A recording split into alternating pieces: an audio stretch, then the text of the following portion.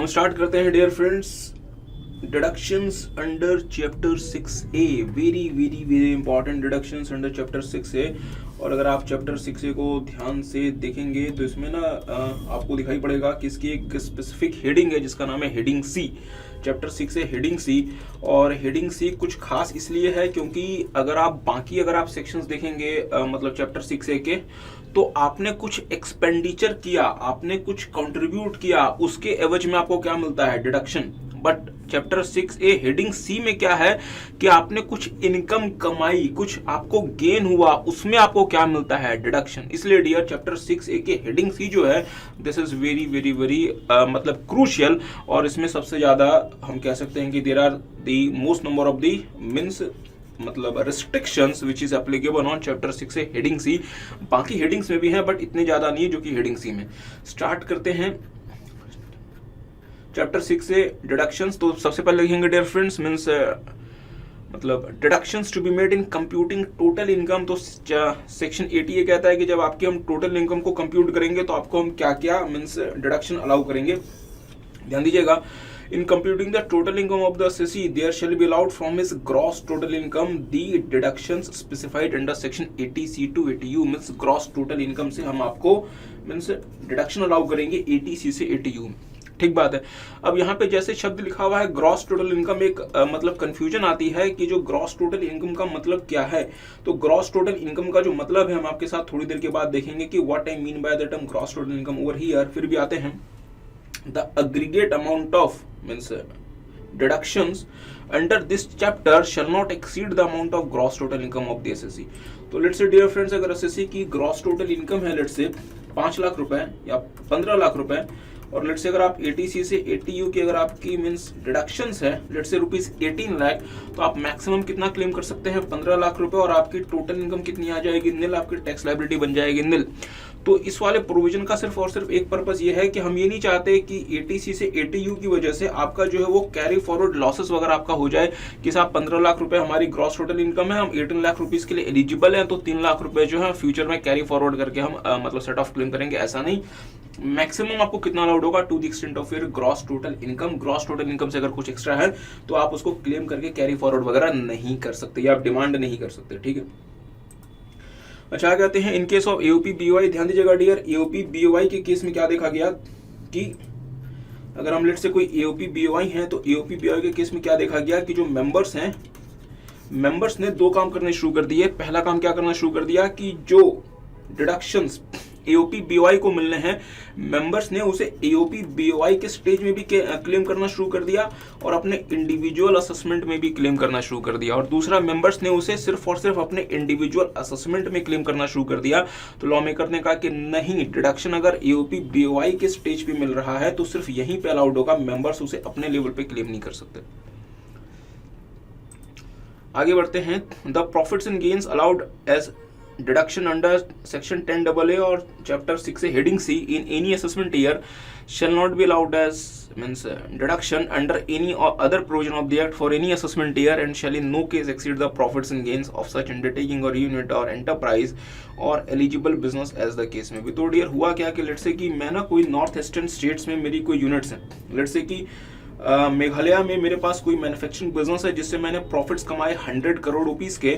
तो साहब अगर मेघालय में अगर मेरी कोई मैन्युफैक्चरिंग मतलब मींस यूनिट है, अगर 100 करोड़ की प्रॉफिट आती है तो मैं सेक्शन 80IE में एलिजिबल हूँ फॉर 100% डिडक्शन। ठीक बात है। और साथ में सेक्शन 10A कुछ होता था जो अब नहीं रहा, इसमें मैं एलिजिबल हूँ फॉर 100% एग्जम्पशन। तो अब सवाल बनता है कि मैं क्या करूंगा? क्या मैं दो बार इसे क्लेम करके 100 करोड़ रुपीस का क्या मैं लॉस अपने पास लेकर आ जाऊं और क्या उसे मैं कैरी फॉरवर्ड करूं? लॉ मेकर ने कहा नहीं, किसी भी कीमत में आपको ये 100 करोड़ रुपीस से मींस डिडक्शन हो चाहे एग्जम्पशन हो एक्सीड नहीं करेगा। और मैक्सिमम आप कितना क्लेम कर सकते हैं? 100 करोड़। और एक बार आपने यहाँ पे 100 करोड़ क्लेम कर लिया, आप इस वाले को जो है वो ना तो कैरी फॉरवर्ड कर सकते हैं ना आप किसी और असेसमेंट ईयर में क्लेम कर सकते हैं। अच्छा ध्यान दीजिएगा, the transfer price of goods and services between such undertaking और यूनिट और एंटरप्राइज और eligible business and any other business of the assessee shall be determined at the market value of such goods और services as on the date of transfer. तो let's say कि हमारे दो units हैं, एक हमारा है एलिजिबल यूनिट जिसमें हम ATIA में 100% डिडक्शन क्लेम कर सकते हैं, और एक हमारी नॉन एलिजिबल यूनिट जिसपे हमें नॉर्मल रेट ऑफ टैक्स पे करना पड़ता है। तो हम कोशिश क्या करते हैं कि हम अपने इस वाले यूनिट पे प्रॉफिट्स बढ़ाएं, ताकि इसमें हमारा ऑलरेडी क्या है 100% डिडक्शन अलाउड, और इस वाले में हम अपने प्रॉफिट्स को कम करें। तो हम क्या करते हैं, हम जनरली प्रॉफिट को शिफ्ट करते हैं अपने नॉन एलिजिबल एंटिटी से या फिर नॉन एलिजिबल मीन्स बिजनेस से टू दी एलिजिबल बिजनेस, ताकि हम यहाँ पे प्रॉफिट को रिड्यूस करना चाहते हैं और यहाँ पे हम प्रॉफिट को इंक्रीज करना चाहते हैं। तो अगर ऐसा कोई केस है तो उस केस में डियर जो भी ट्रांसफर वगैरह होगा वो ट्रांसफर वगैरह कैसे होगा, at the market value of such goods और services as on the date of transfer. ठीक बात है।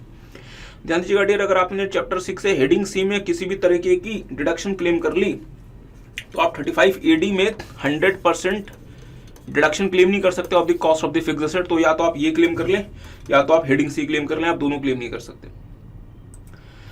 अच्छा, आगे आते हैं difference deduction to be made with reference to the net income included in the gross total income. यहाँ पे थोड़ी सी कंफ्यूजन आती है। कंफ्यूजन ये आती है कि साहब आपने तो पहले कहा था कि हम आपको डिडक्शन देंगे किसके कॉन्टेक्स्ट में, ग्रॉस टोटल इनकम के। यहाँ पे लिखा हुआ है हम आपको किसके कॉन्टेक्स्ट में देंगे, नेट इनकम के। तो ये दो अजीब अजीब सी बातें कैसी। लेट्स से डियर हमारे पास कोई एलिजिबल बिजनेस का यूनिट है, लेट्स से हमारे पास कोई एलिजिबल बिजनेस का यूनिट है जिसपे मैं लेट्स से 50% डिडक्शन क्लेम कर सकता हूँ, 50% डिडक्शन क्लेम कर सकता हूँ। ठीक है।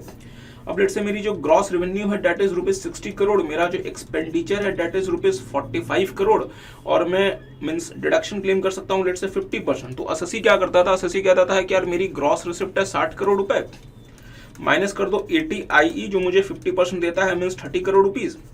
मेरे पास अब रिसिप्ट कितनी बची, 30 करोड़ रुपए। इसमें मैं क्या कर, इसमें मैं अपने एक्सपेंडिचर माइनस करूंगा 45 करोड़ रुपए। मेरे पास 15 करोड़ का लॉस है जो मैं सेट ऑफ एंड जो मैं कैरी फॉरवर्ड एंड मतलब सेट ऑफ करूंगा।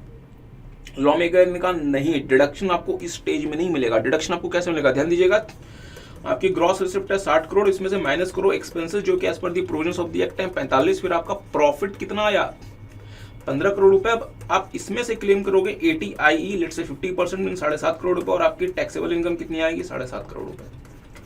तो यहाँ पे यही कहा गया है, अदरवाइज इस तरीके से असेसी जो है वो लॉ को मैनिपुलेट कर रहा था। The deduction specified in ATIA to ATRRB means heading C will be calculated with reference to the net income as computed as per the provisions of the act, means after deducting all allowable expenses and adjusting losses, but before making any deduction under chapter 6A and not with the reference to the gross amount of such income। ठीक बात है।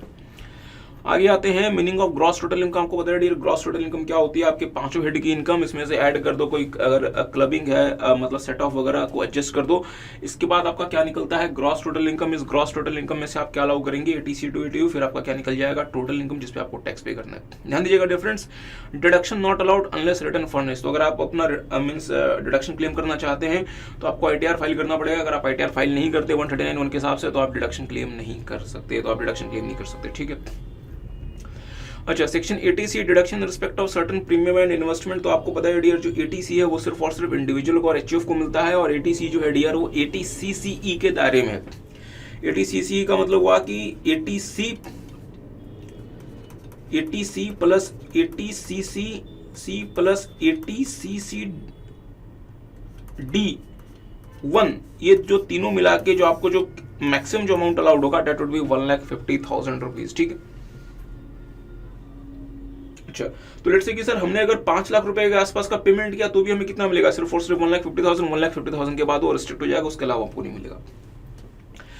ATC में आपको means deduction क्या क्या मिलेंगे मेरे साथ साथ देख लें। Premium paid in respect of life insurance policy. तो डियर अगर आपने लाइफ इंश्योरेंस पॉलिसी के लिए प्रीमियम पे किया है, ध्यान दीजिएगा लाइफ इंश्योरेंस पॉलिसी, अगर आपने हेल्थ इंश्योरेंस के लिए अगर आपने प्रीमियम पे किया तो आप उसको 80D में क्लेम करेंगे। यहाँ पे हम सिर्फ किसकी बात कर रहे हैं, लाइफ इंश्योरेंस पॉलिसी। ठीक है।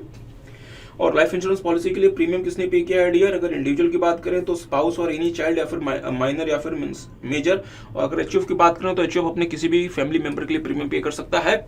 और ये दोनों डियर अब ज्यादा रेलेवेंट नहीं है। पॉलिसी इशूड ऑन और आफ्टर 1/4/2013। तो अगर हम मींस नॉर्मल पर्सन की बात करें तो 10% of the actual capital sum assured आपको मैक्सिमम मिलेगा। अगर इससे ऊपर है तो फिर उतना आपको अलाउड नहीं होगा। मींस हम कैप कर देंगे 10% of the actual capital sum assured. और अगर लेट्स से कि कोई ऐसा पर्सन है जो कि सफर करता है फ्रॉम ATU या फिर ATDDB, उस केस में 15% of the actual capital sum assured. तो लेट्स से आपका एक्चुअल कैपिटल सम अश्योर्ड जो है डियर वो है लेट्स से ₹10 लाख। तो आपको इंश्योरेंस प्रीमियम ATC में मैक्सिमम कितना अलाउड होगा, 1.5 लाख रुपए। बट लेट्स से अगर आपने 1.60 पे किया तो भी आप कितना क्लेम कर सकते हैं, 1.5 लाख रुपए। ठीक बात है। ध्यान दीजिएगा डियर, अगर ये जो लाइफ इंश्योरेंस पॉलिसी है ये आपको कम से कम 2 साल तक कंटिन्यू करनी पड़ेगी। अगर आप 2 साल के पहले अगर आप इस पॉलिसी को मतलब सरेंडर कर देते हैं तो जो आपने एटीसी में क्लेम किया है वो आपको रिवर्स करना पड़ेगा, वो आपकी इनकम बन जाएगी। जो आपने एटीसी में डियर लाइफ इंश्योरेंस पॉलिसी के नाम का डिडक्शन क्लेम किया वो आपको रिवर्स करना पड़ेगा। तो मेरे साथ साथ देख लें, The deduction allowed under section 80C is reversed if the insurance policy is surrendered within the following period। अगर एक सिंगल इंश्योरेंस पॉलिसी है साहब तो फिर 2 साल within 2 years from the date of commencement of the insurance, मतलब जिस साल आपका इंश्योरेंस शुरू हुआ उसके 2 साल के अंदर अगर आपने पॉलिसी को सरेंडर कर दिया तो ईटीसी में आपने जो इंश्योरेंस पॉलिसी के नाम पर डिडक्शन क्लेम किया वो उस साल आपकी इनकम बन जाएगी। और दूसरा, अगर लेट्स से मल्टीपल प्रीमियम पॉलिसी है उस केस में अगर आपने 2 साल तक कम से कम प्रीमियम पे नहीं किया तो आपकी यहाँ पे रिवर्सल आ जाएगी। इंश्योरेंस प्रोसीड जो होता है डियर फ्रेंड्स वो आपको पता है 1010D में एग्जम्प्ट हो जाता है। अगर वो 1010D में एग्जम्प्ट नहीं होता तो आपकी अदर सोर्सेज की इनकम बन जाती है और उस पर अकॉर्डिंगली टीडीएस करना पड़ेगा, इधर 194D और 195। अगर आप रेसिडेंट को पे कर रहे हैं तो 194D और अगर नॉन रेसिडेंट को पे कर रहे हैं 195 और on the income component of the insurance policy आपको उस पर प्रीमियम करना पड़ेगा। डेफर्ड एन्युटी के लिए अगर आपने पेमेंट की है तो आप उसका मींस डिडक्शन क्लेम कर सकते हैं अंडर सेक्शन 80C। आगे आते हैं, अगर इट्स सेंट्रल गवर्नमेंट के एम्प्लॉइज पे अगर किसी भी तरीके का उनके डेफर्ड एन्युटी के लिए अगर उनके सैलरी में से कोई पैसा काटा गया है तो उसको 80C में क्लेम कर सकते हैं, बट मैक्सिमम कितना 1/5 ऑफ द सैलरी, और 1/5 से ज्यादा उनकी सैलरी अलाउड नहीं होगी। अगर आप statutory provident fund, public provident fund या रिकॉग्नाइज प्रोविडेंट फंड में अगर आप कोई भी पैसा कंट्रीब्यूट करते हैं तो आप उसका 1,50,000 तक रुपीज आप उसका मींस डिडक्शन क्लेम कर सकते हैं। और ये पैसा कौन कंट्रीब्यूट कर सकता है डियर? इंडिविजुअल और एचओ अपने किसी भी मेंबर के नाम पे। अच्छा, सुकन्या समृद्धि अकाउंट में लेट्स से कि अगर आपने किसी गर्ल चिल्ड्रन के नाम का पैसा जमा किया है जिसके या तो पेरेंट है, अगर आप उसके लीगल मतलब गार्जियन है तो आप एटीसी क्लेम कर सकते हैं।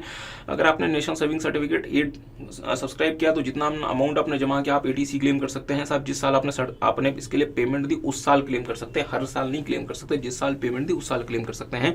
अब तो ये चीजें रेलिवेंट भी नहीं रही। Any how contribution in ULIP 1971 अगर आपने पैसा दिया तो आप उसका जितना पैसा आपने दिया आप क्लेम कर सकते हैं। Contribution to ULIP of LIC mutual fund अगर आपने कंट्रीब्यूट किया आप क्लेम कर सकते हैं, बट यार इस वाले यूलिप को आपको कम से कम 5 साल तक लेके चलना पड़ेगा। अदरवाइज जितना अमाउंट आपको अलाउड हुआ है एटीसी में वो आपको रिवर्स हो जाएगा और आपकी इनकम बन जाएगा जितना अमाउंट आपको उस कंट्रीब्यूशन के नाम का अलाउड हुआ है। Contribution to the approved annuity plan of LIC, अगर आपने एलआईसी अप्रूव्ड प्लान में कोई भी पैसा कंट्रीब्यूट किया आप एटीसी में उसका डिडक्शन क्लेम कर सकते हैं।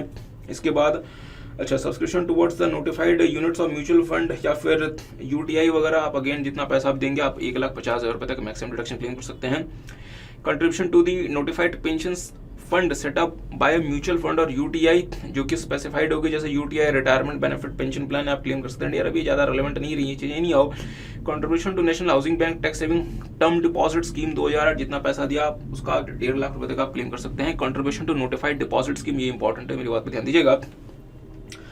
हमारे देश में डियर हाउसिंग एक बहुत बड़ी प्रॉब्लम हुआ करता था। अब तो खैर कुछ हद तक हाउसिंग की समस्या दूर हो गई, बट सरकार ने इसके लिए बहुत सारे स्टेप लिए। उसमें से एक स्टेप ये था कि पब्लिक सेक्टर कंपनीज को इन्होंने अलाउ किया कि यार अपना लॉन्ग टर्म फाइनेंस प्रोवाइड करें फॉर द कंस्ट्रक्शन और purchase of houses in India for residential purpose. और सेकंड जो है डियर फ्रेंड्स, इन्होंने अथॉरिटीज बनाई जिन अथॉरिटीज का काम था कि हाउसिंग अकोमोडेशन करे और साथ में सिटी प्लानिंग करे, विलेज प्लानिंग करे, मीन्स प्लानिंग डेवलपमेंट और improvement of cities, town and villages and both. अगर ये एंटिटीज किसी भी तरीके की मीन्स डिपॉजिट स्कीम लेकर आती हैं जो कि सरकार द्वारा सर्टिफाई होनी चाहिए, उसमें अगर आप कोई पैसा जमा करेंगे आप उसका एटीसी क्लेम कर सकते हैं। जिसका एक एग्जांपल है the public deposit scheme of housing and urban development corporation limited. इन ये एटीसी के लिए ये मीन्स ये अलाउड है, तो अगर आप इसमें पैसा जमा करते हैं आप उसको क्लेम कर सकते हैं। पेमेंट ऑफ ट्यूशन फीस, ये इंपॉर्टेंट, अगर आप लेट से मतलब ट्यूशन फीस अगर आप पे करते हैं विद इन इंडिया और अपने मैक्सिमम 2 चिल्ड्रंस के लिए अच्छा full time education of any 2 children, तो आप उसका एटीसी में 1,50,000 रुपए तक क्लेम कर सकते हैं। भारत के बाहर अलाउड नहीं है। अच्छा, और डियर यहाँ पे मतलब मीन्स चिल्ड्रन का मतलब होता है अडॉप्टेड चाइल्ड भी होता है और स्टेप चाइल्ड भी होता है। ये बहुत इंपॉर्टेंट है dear. Repayment of housing loan including stamp duty, registration fees and other expenses, ध्यान दीजिएगा। हाउसिंग लोन के केस में अगर आपने लेट से हाउसिंग लोन लिया, अगर आप उसमें इंटरेस्ट पे करते हैं तो उस इंटरेस्ट का डिडक्शन आप सेक्शन 24B में क्लेम कर सकते हैं। डिडक्शन ऑफ इंटरेस्ट का 24B में क्लेम कर सकते हैं। इसके अलावा आप इंटरेस्ट का डिडक्शन क्लेम कर सकते हैं 80EE में, और इसके अलावा आप क्लेम कर सकते हैं 80EE में। हम इंटरेस्ट की बात कर रहे हैं। तो फिर आपको एटीसी क्या अलाउ करता है डिडक्शन? प्रिंसिपल अमाउंट, अगर आपने लोन लिया, अगर आपने प्रिंसिपल रिपे किया, या अगर आपने स्टैम्प ड्यूटी वगैरह अगर आपने पे किया, या लेट्स से कि अगर आपने कोई सेल्फ फाइनेंसिंग हाउसिंग स्कीम के तहत अगर आपने इंस्टॉलमेंट वगैरह पे किया, आप उसका डिडक्शन क्लेम कर सकते हैं डियर एटीसी में। सो दिस इज वेरी इंपॉर्टेंट। तो सर सरकार हमें क्या प्रिंसिपल भी अलाउ कर रही है? हाँ डियर, प्रिंसिपल भी अलाउ कर रही है, जबकि लॉ का या इनकम टैक्स का एक बहुत ही बेसिक मतलब प्रिंसिपल है, अच्छा प्रिंसिपल है कि साहब अगर आपने लोन लिया तो जो अमाउंट आपने लोन लिया वो आपकी इनकम नहीं है, और जब आप लोन को रीपे करेंगे तो जो प्रिंसिपल आप रीपे करते हैं that is not a tax deductible expense.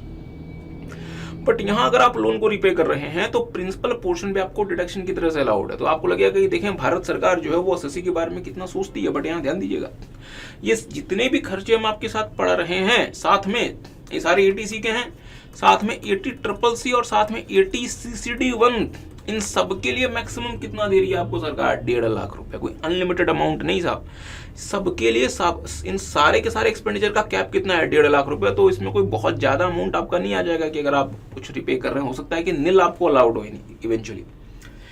Any how देखेंगे, any payment made towards the cost of purchase or construction of a new residential house property, the income of such property should be chargeable to tax under income from house property। या अगर आपने self occupy नहीं किया तो वो chargeable होता, ठीक है। क्या क्या आपको चीजें अलाउड है डियर? तो लेट्स से कि अगर आपने कोई सेल्फ फाइनेंसिंग स्कीम के तहत अगर कोई इंस्टॉलमेंट पे की वो अलाउड है। अगर आपने कोई इंस्टॉलमेंट या फिर पार्ट पेमेंट पे किया और आपने जो है हाउसिंग लिया था, अगर आपने वो हाउस लिया था फ्रॉम अ कंपनी और cooperative society by becoming a shareholder और द मेंबर और towards the cost of the house allotted to him, अगर आपने कोई इंस्टॉलमेंट वगैरह पे किया और साथ में अगर आपने कोई लोन रिपे किया, तो डियर यहाँ पे जो आप लोन लेंगे वो आप सबसे ले सकते हैं except your private sector, except your means private companies और फ्रॉम मीन्स रिलेटिव एक्सेट्रा। बाकी आप जिससे भी लोन ले वो सब कुछ अलाउड है। इवन अगर आपने लेट्स से पब्लिक कंपनी या पब्लिक सेक्टर कंपनी से भी लोन लिया हुआ है वो भी अलाउड है, मीन्स यूनिवर्सिटी वगैरह से लोन लिया हुआ वो भी अलाउड है। तो हम कह सकते हैं कि प्राइवेट कंपनी या फिर किसी रिलेटिव या किसी partnership firm, HUF, AOP, BOI या किसी सोल प्रोप्राइटरशिप ये अलाउड नहीं है। बाकी जिससे भी लोन लिया सब अलाउड है। और आपको क्या अलाउड है? Stamp duty, registration fees, other expenses allowed है। इनएडमिसिबल एक्सपेंसेस क्या है जो आप एटीसी में क्लेम नहीं कर सकते? अगर लेट्स से कि आपने किसी कंपनी या कोऑपरेटिव सोसाइटी का मेंबर या फिर शेयर होल्डर बन के अगर आपने उनके थ्रू अगर आपने कोई ग्रुप हाउसिंग सोसाइटी वगैरह में कोई फ्लैट वगैरह या कोई मतलब रेसिडेंशियल हाउस वगैरह लिया है, तो उनका जो इनिशियल एडमिशन फीस होती है, ध्यान दीजिएगा, इनिशियल एडमिशन फीस होती है, कॉस्ट ऑफ शेयर्स या फिर जो इनिशियल मींस डिपॉजिट होता है वो अलाउड नहीं है इनिशियल। हाँ, जो आपको हाउसिंग के कॉन्टेक्स्ट में जो आपको पे करना है दैट इज अलाउड, बट साहब इनिशियल जो मतलब चीजें होती हैं ताकि आपको उस कंपनी का या फिर कोऑपरेटिव सोसाइटी का इनिशियल मेंबर या फिर शेयर होल्डर बनाया जाए वो अलाउड नहीं है। दूसरा, कॉस्ट ऑफ एनी एडिशन और अल्टरेशन और रिनोवेशन और रिपेयर, साहब आपने एक बार आपने घर खरीद लिया इसके बाद आप कोई अल्टरेशन वगैरह कराएंगे वो अलाउड नहीं है। और तीसरा, any expenditure in respect of which the deduction is allowable under section 24, मतलब इंटरेस्ट अलाउड नहीं है। इंटरेस्ट आप क्लेम कर लें सेक्शन 24 में क्लेम कर लें, 80EE में क्लेम कर लें या फिर 80EA में क्लेम कर लें, इंटरेस्ट को यहाँ पे क्लेम ना करें। और अगर आपने जिस हाउस प्रॉपर्टी में अगर आपने ATC क्लेम कर लिया, अगर आप उसको 5 साल के अंदर अंदर ट्रांसफर कर देते हैं from the end of the financial year, जब आपने उस हाउस प्रॉपर्टी का पोजीशन लिया था तो जितना अमाउंट आपने उस हाउस प्रॉपर्टी के कॉन्टेक्स्ट में ATC में क्लेम किया वो आपकी इनकम बन जाएगा। अच्छा, subscription to certain equity shares और डिवेंचर्स, डिफरेंस ध्यान दीजिएगा। अच्छा, पब्लिक कंपनी और पब्लिक फाइनेंशियल इंस्टीट्यूशन जो कि इंफ्रास्ट्रक्चर फैसिलिटी वगैरह में पैसा लगाती है, अगर वो अपना पब्लिक इशू लेकर आती है और उस पब्लिक इशू में अगर वो आप उसके शेयर्स या फिर मींस डिबेंचर को सब्सक्राइब करते हैं तो जो आपने वो इन्वेस्टमेंट की होगी वो 1.5 लाख रुपए तक आप ATC में क्लेम कर सकते हैं। 3 साल का लॉक इन पीरियड है जब आपने शेयर्स या फिर मतलब डिबेंचर्स को मतलब सब्सक्राइब किया है, अगर आपने उसके 3 साल तक within 3 years of the date of acquisition अगर आपने उसको ट्रांसफर कर दिया तो मींस डिडक्शन जो आपको मिली थी वो आपके उस प्रीवियस ईयर की इनकम बन जाएगी जिस प्रीवियस ईयर में आपने उसको ट्रांसफर किया और वो लायबल टू टैक्स होगी। अच्छा, इन्हीं असेसिस में अगर आप डायरेक्टली पैसा न लगा के अगर आप लेट्स से म्यूचुअल फंड के थ्रू अगर आप पैसा लगाते हैं तो म्यूचुअल फंड के मतलब यूनिट्स जो आप बाय करेंगे उनका भी आप ATC में डिडक्शन क्लेम कर सकते हैं। 5 year टर्म डिपॉजिट जो कि साहब 5 साल के बाद रिपेबल है उसके लिए आप ATC क्लेम कर सकते हैं। नाबार्ड के नोटिफाइड बॉन्ड आप क्लेम कर सकते हैं।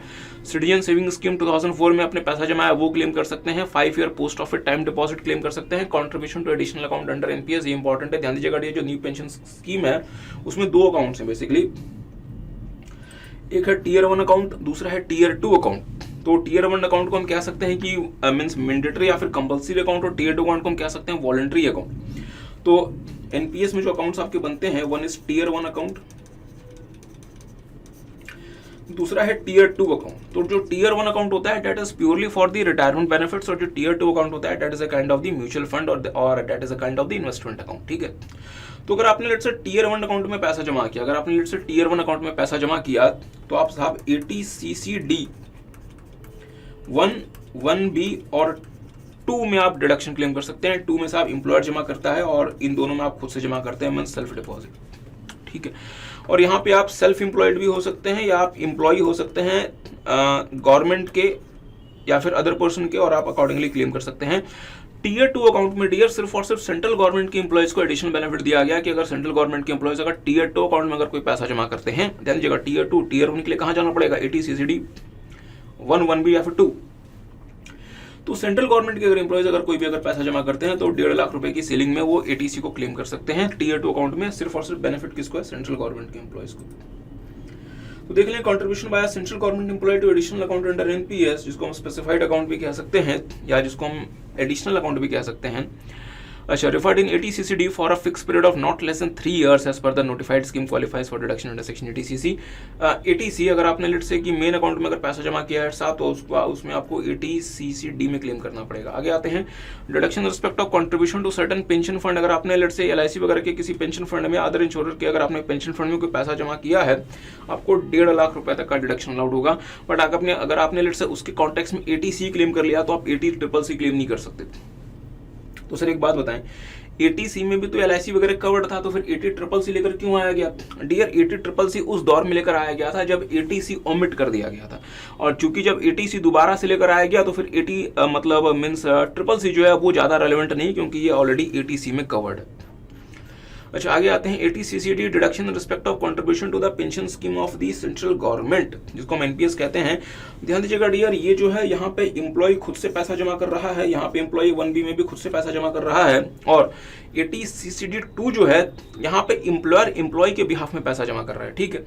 तो ध्यान दीजिएगा ATCCD 2 जो है डियर, वो आप ऑल्टरनेट टैक्सेशन रिजीम भी अगर आपने ऑप्ट किया तो भी आप क्लेम कर सकते हैं, बट ATCCD 1 और 1B आप ATR में क्लेम नहीं कर सकते। तो मेरे साथ साथ देख लें, where an assessee being an employee, being an individual employed by the central government or employed by other employer में साहब यहाँ स्टेट गवर्नमेंट भी आती है, और any other assessee that is self employed, तो अगर वो कुछ भी पैसा जमा करते हैं ATCCD के टीयर 1 अकाउंट में, तो वो डिडक्शन क्लेम कर सकते हैं ATCCD 1 में, बट मैक्सिमम कितना?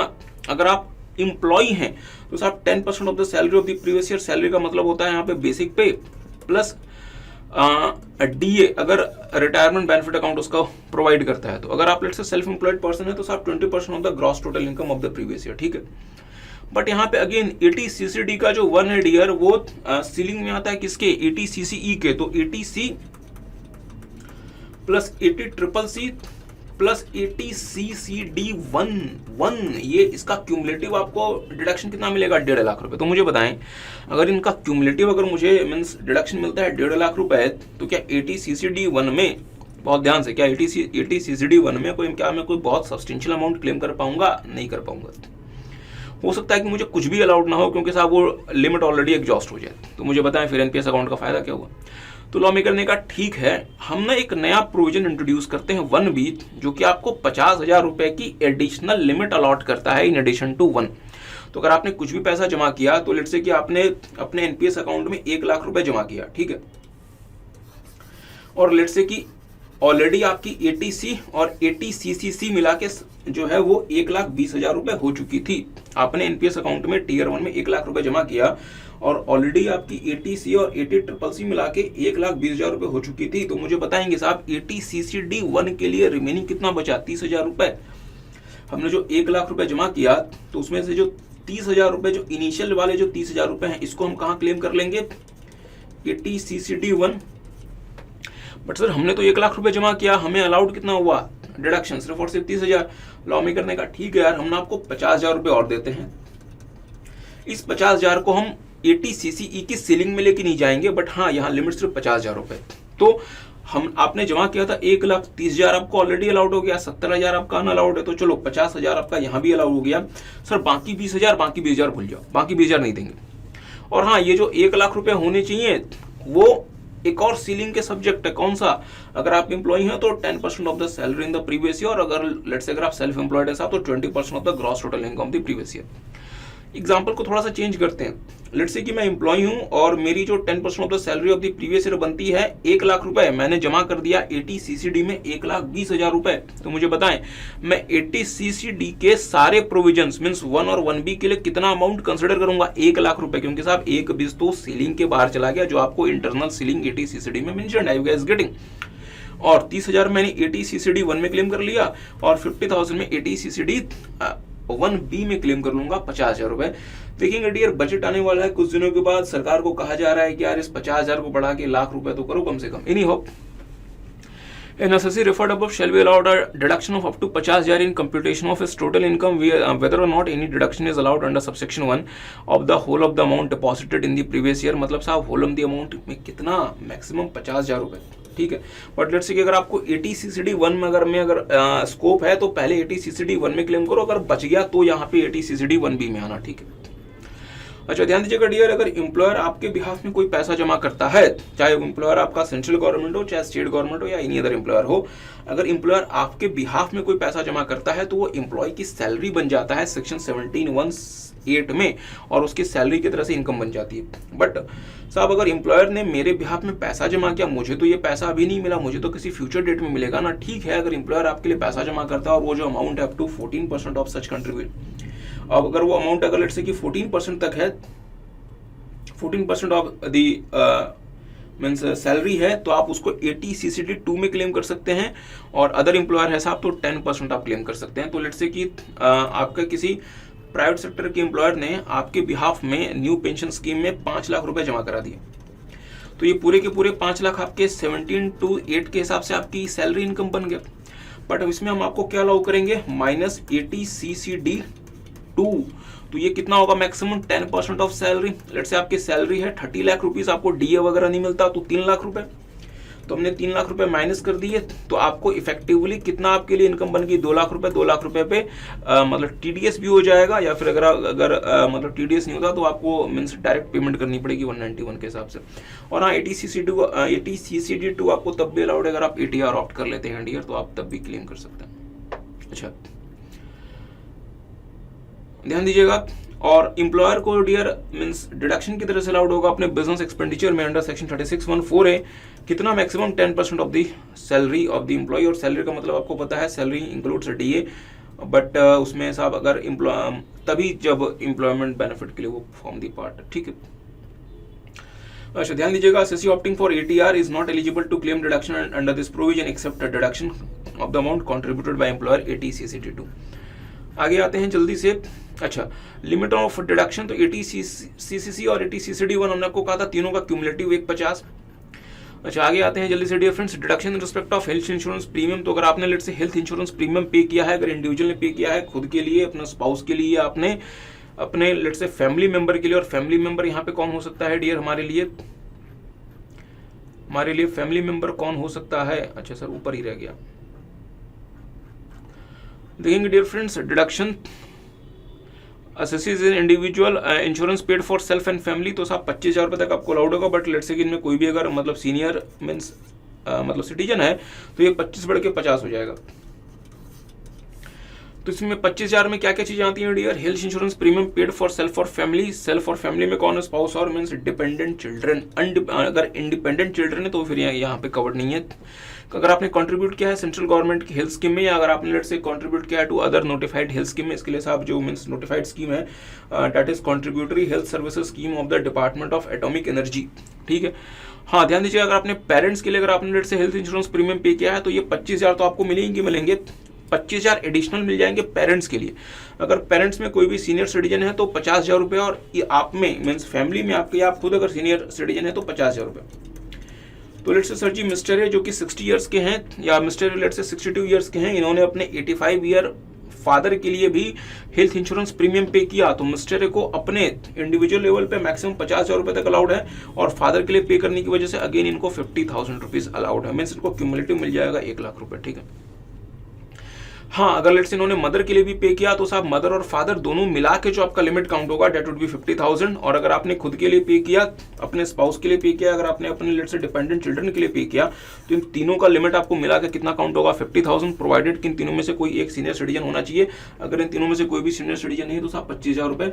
और पेरेंट्स के लिए भी आपको लिमिट सेपरेटली तभी मिलेगी जब पेरेंट्स में से कोई भी दो में से कम कोई एक सीनियर सिटीजन होना चाहिए। अगर दोनों ही नॉन सीनियर सिटीजन हैं तो साहब 25,000 रुपए। अगर दोनों ही सीनियर मतलब मीन्स सिटीजन है तो साहब जो मैक्सिमम जो अलाउड होगा डेट वुड बी 50,000। ठीक है। अच्छा, तो सर जी इस बात का ध्यान दीजिएगा, जो आप प्रीमियम वगैरह पे करेंगे वो आपको पे करना पड़ता है on a mode other than cash. But let's say कि अगर आप प्रिवेंटिव हेल्थ चेकअप के लिए कोई अमाउंट इंकर करते हैं तो आप साल का 5,000 रुपए आप इंकर कर सकते हैं और आप उसको कैश में भी पे कर सकते हैं। और ये जो प्रिवेंटिव हेल्थ चेकअप है डियर, ये आप खुद के लिए, अपनी फैमिली के लिए और पेरेंट्स के लिए सबका क्यूमुलेटिव 5,000 रुपए साल का अलाउड है। ठीक है। अच्छा, deduction of medical expenditure incurred for senior citizen. तो लेट्स से डियर कि आपके दो पेरेंट हैं, एक का तो आपने हेल्थ इंश्योरेंस ले लिया बट एक का हेल्थ इंश्योरेंस कवरेज नहीं मिला due to some old age. ठीक है। तो लेट्स से आपने अपने मदर के लिए जो है वो कवरेज ले ली हेल्थ इंश्योरेंस की 26,000 रुपए पर एनम के आपकी हेल्थ इंश्योरेंस प्रीमियम है। बट लेट्स से फादर को हेल्थ इंश्योरेंस नहीं मिला due to the old age, तो उस केस में आप उनके लिए जो मेडिकल एक्सपेंडिचर इंक्लूड करेंगे, मतलब मीन्स इंकर करेंगे, वो आप क्लेम कर सकते हैं 80D में। बट मैक्सिमम कितना सर? मैक्सिमम लिमिट है 50,000 रुपए। 25,000 तो ऑलरेडी आपने प्रीमियम के नाम पे क्लेम कर लिया, तो 24,000 रुपए का आपका बैलेंस हो तो आप 24,000 रुपए तक क्लेम कर सकते हैं। ठीक है। अच्छा, ध्यान दीजिएगा, HUF की बात करें डियर, तो HUF अपने किसी भी मेंबर के लिए पेमेंट करेगा तो 80D क्लेम कर सकता है। अगर सारे के सारे मेंबर्स इनके अदर देन सीनियर सिटीजन है तो 25,000, अगर कोई भी सीनियर सिटीजन है तो 50,000 रुपए। और ध्यान दीजिएगा यहाँ पे जो हमने कहा सीनियर सिटीजन है तो 50,000 रुपए। ठीक है। अच्छा, आगे आते हैं। तो हमने कहा कि साहब आपको अगर क्लेम करना है 80D को तो आप प्रिवेंटिव हेल्थ चेकअप करेंगे तो साहब वो कैश में भी कर सकते हैं, बाकी को आपको अदर देन कैश मोड आपको करना पड़ेगा। और अगर आप लेट से मल्टीपल ईयर्स का प्रीमियम एक साथ पे कर देते हैं तो आपका प्रोपोर्शनेट बेसिस पे प्रीमियम अलाउड होगा 80D में।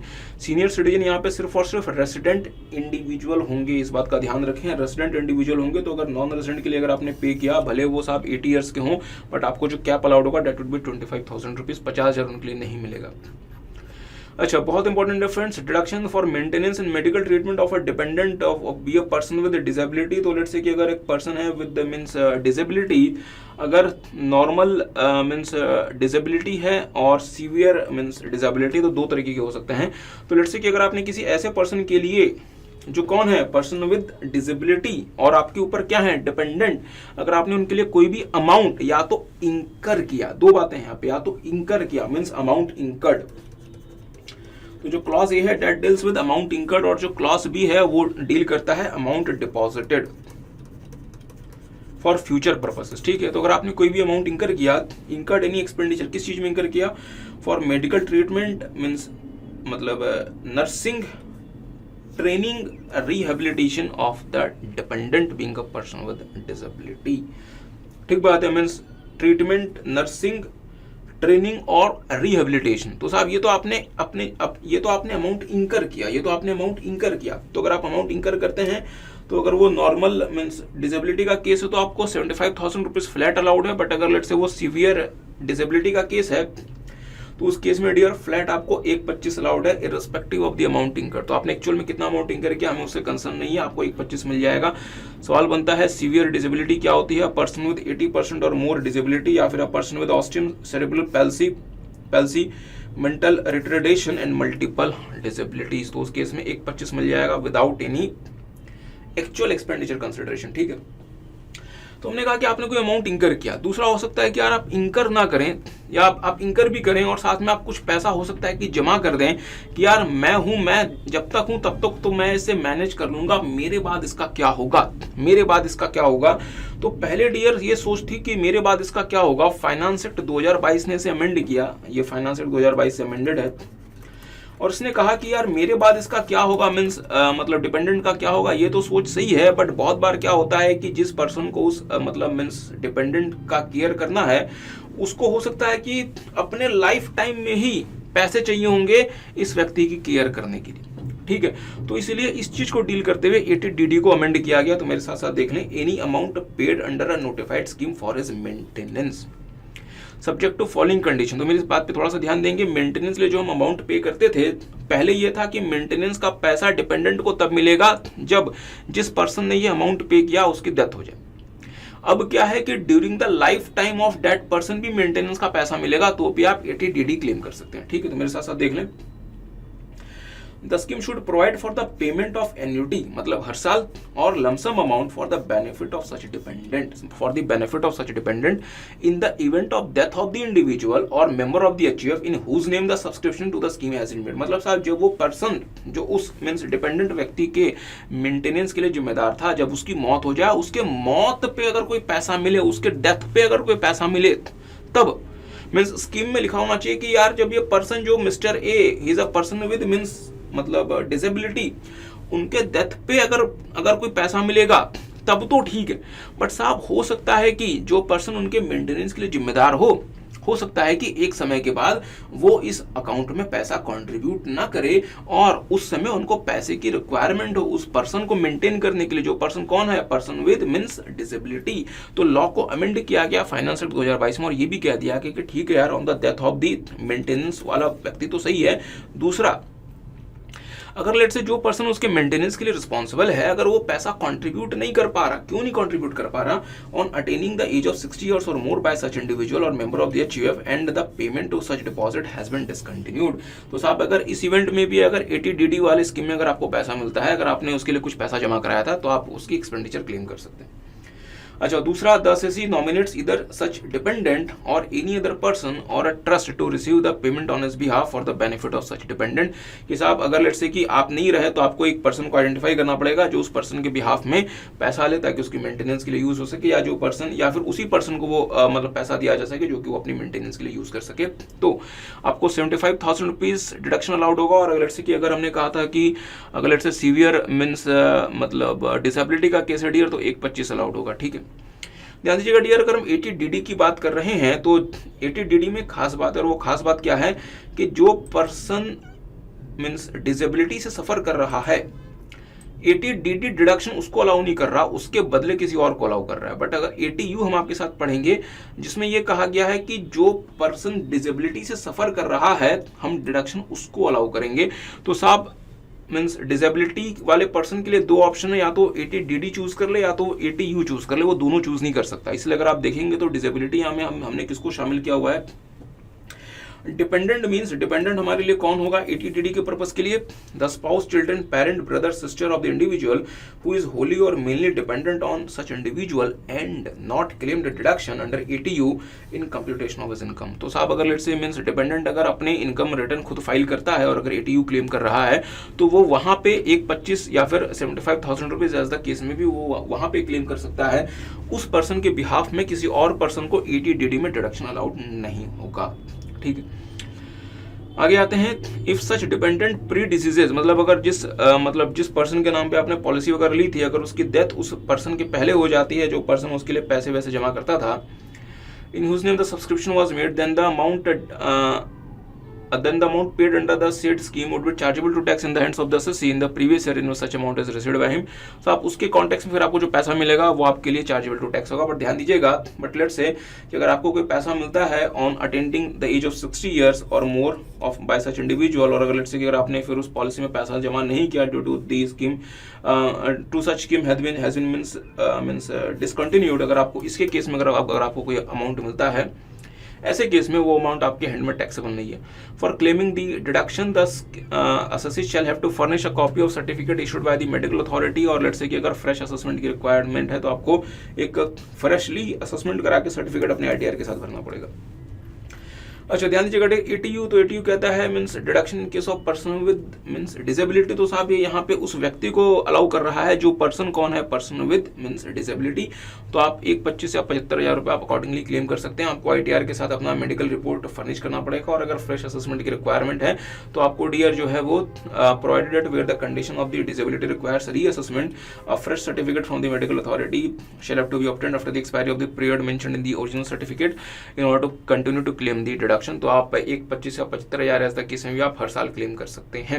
अच्छा, deduction respect of medical treatment dear, certain specified medical means diseases के लिए आप 80 DDB क्लेम कर सकते हैं, मैक्सिमम कितना 40,000 रुपीज़। और अगर सीनियर सिटीजन के लिए अगर आपने अमाउंट इंकर किया है तो मैक्सिमम 1 लाख रुपये, means maximum 1 lakh, flat 1 lakh या 40,000 रुपये नहीं, आपने जितना अमाउंट इंकर किया मैक्सिमम 40,000 या फिर 1 लाख तक। बट लेट्स से कि अगर आपको कोई अमाउंट रिफंड हो जाता है फ्रॉम इंश्योरेंस कंपनी और फ्रॉम एनी अदर पर्सन, तो वो अमाउंट हम यहाँ पे माइनस कर देंगे, ठीक है।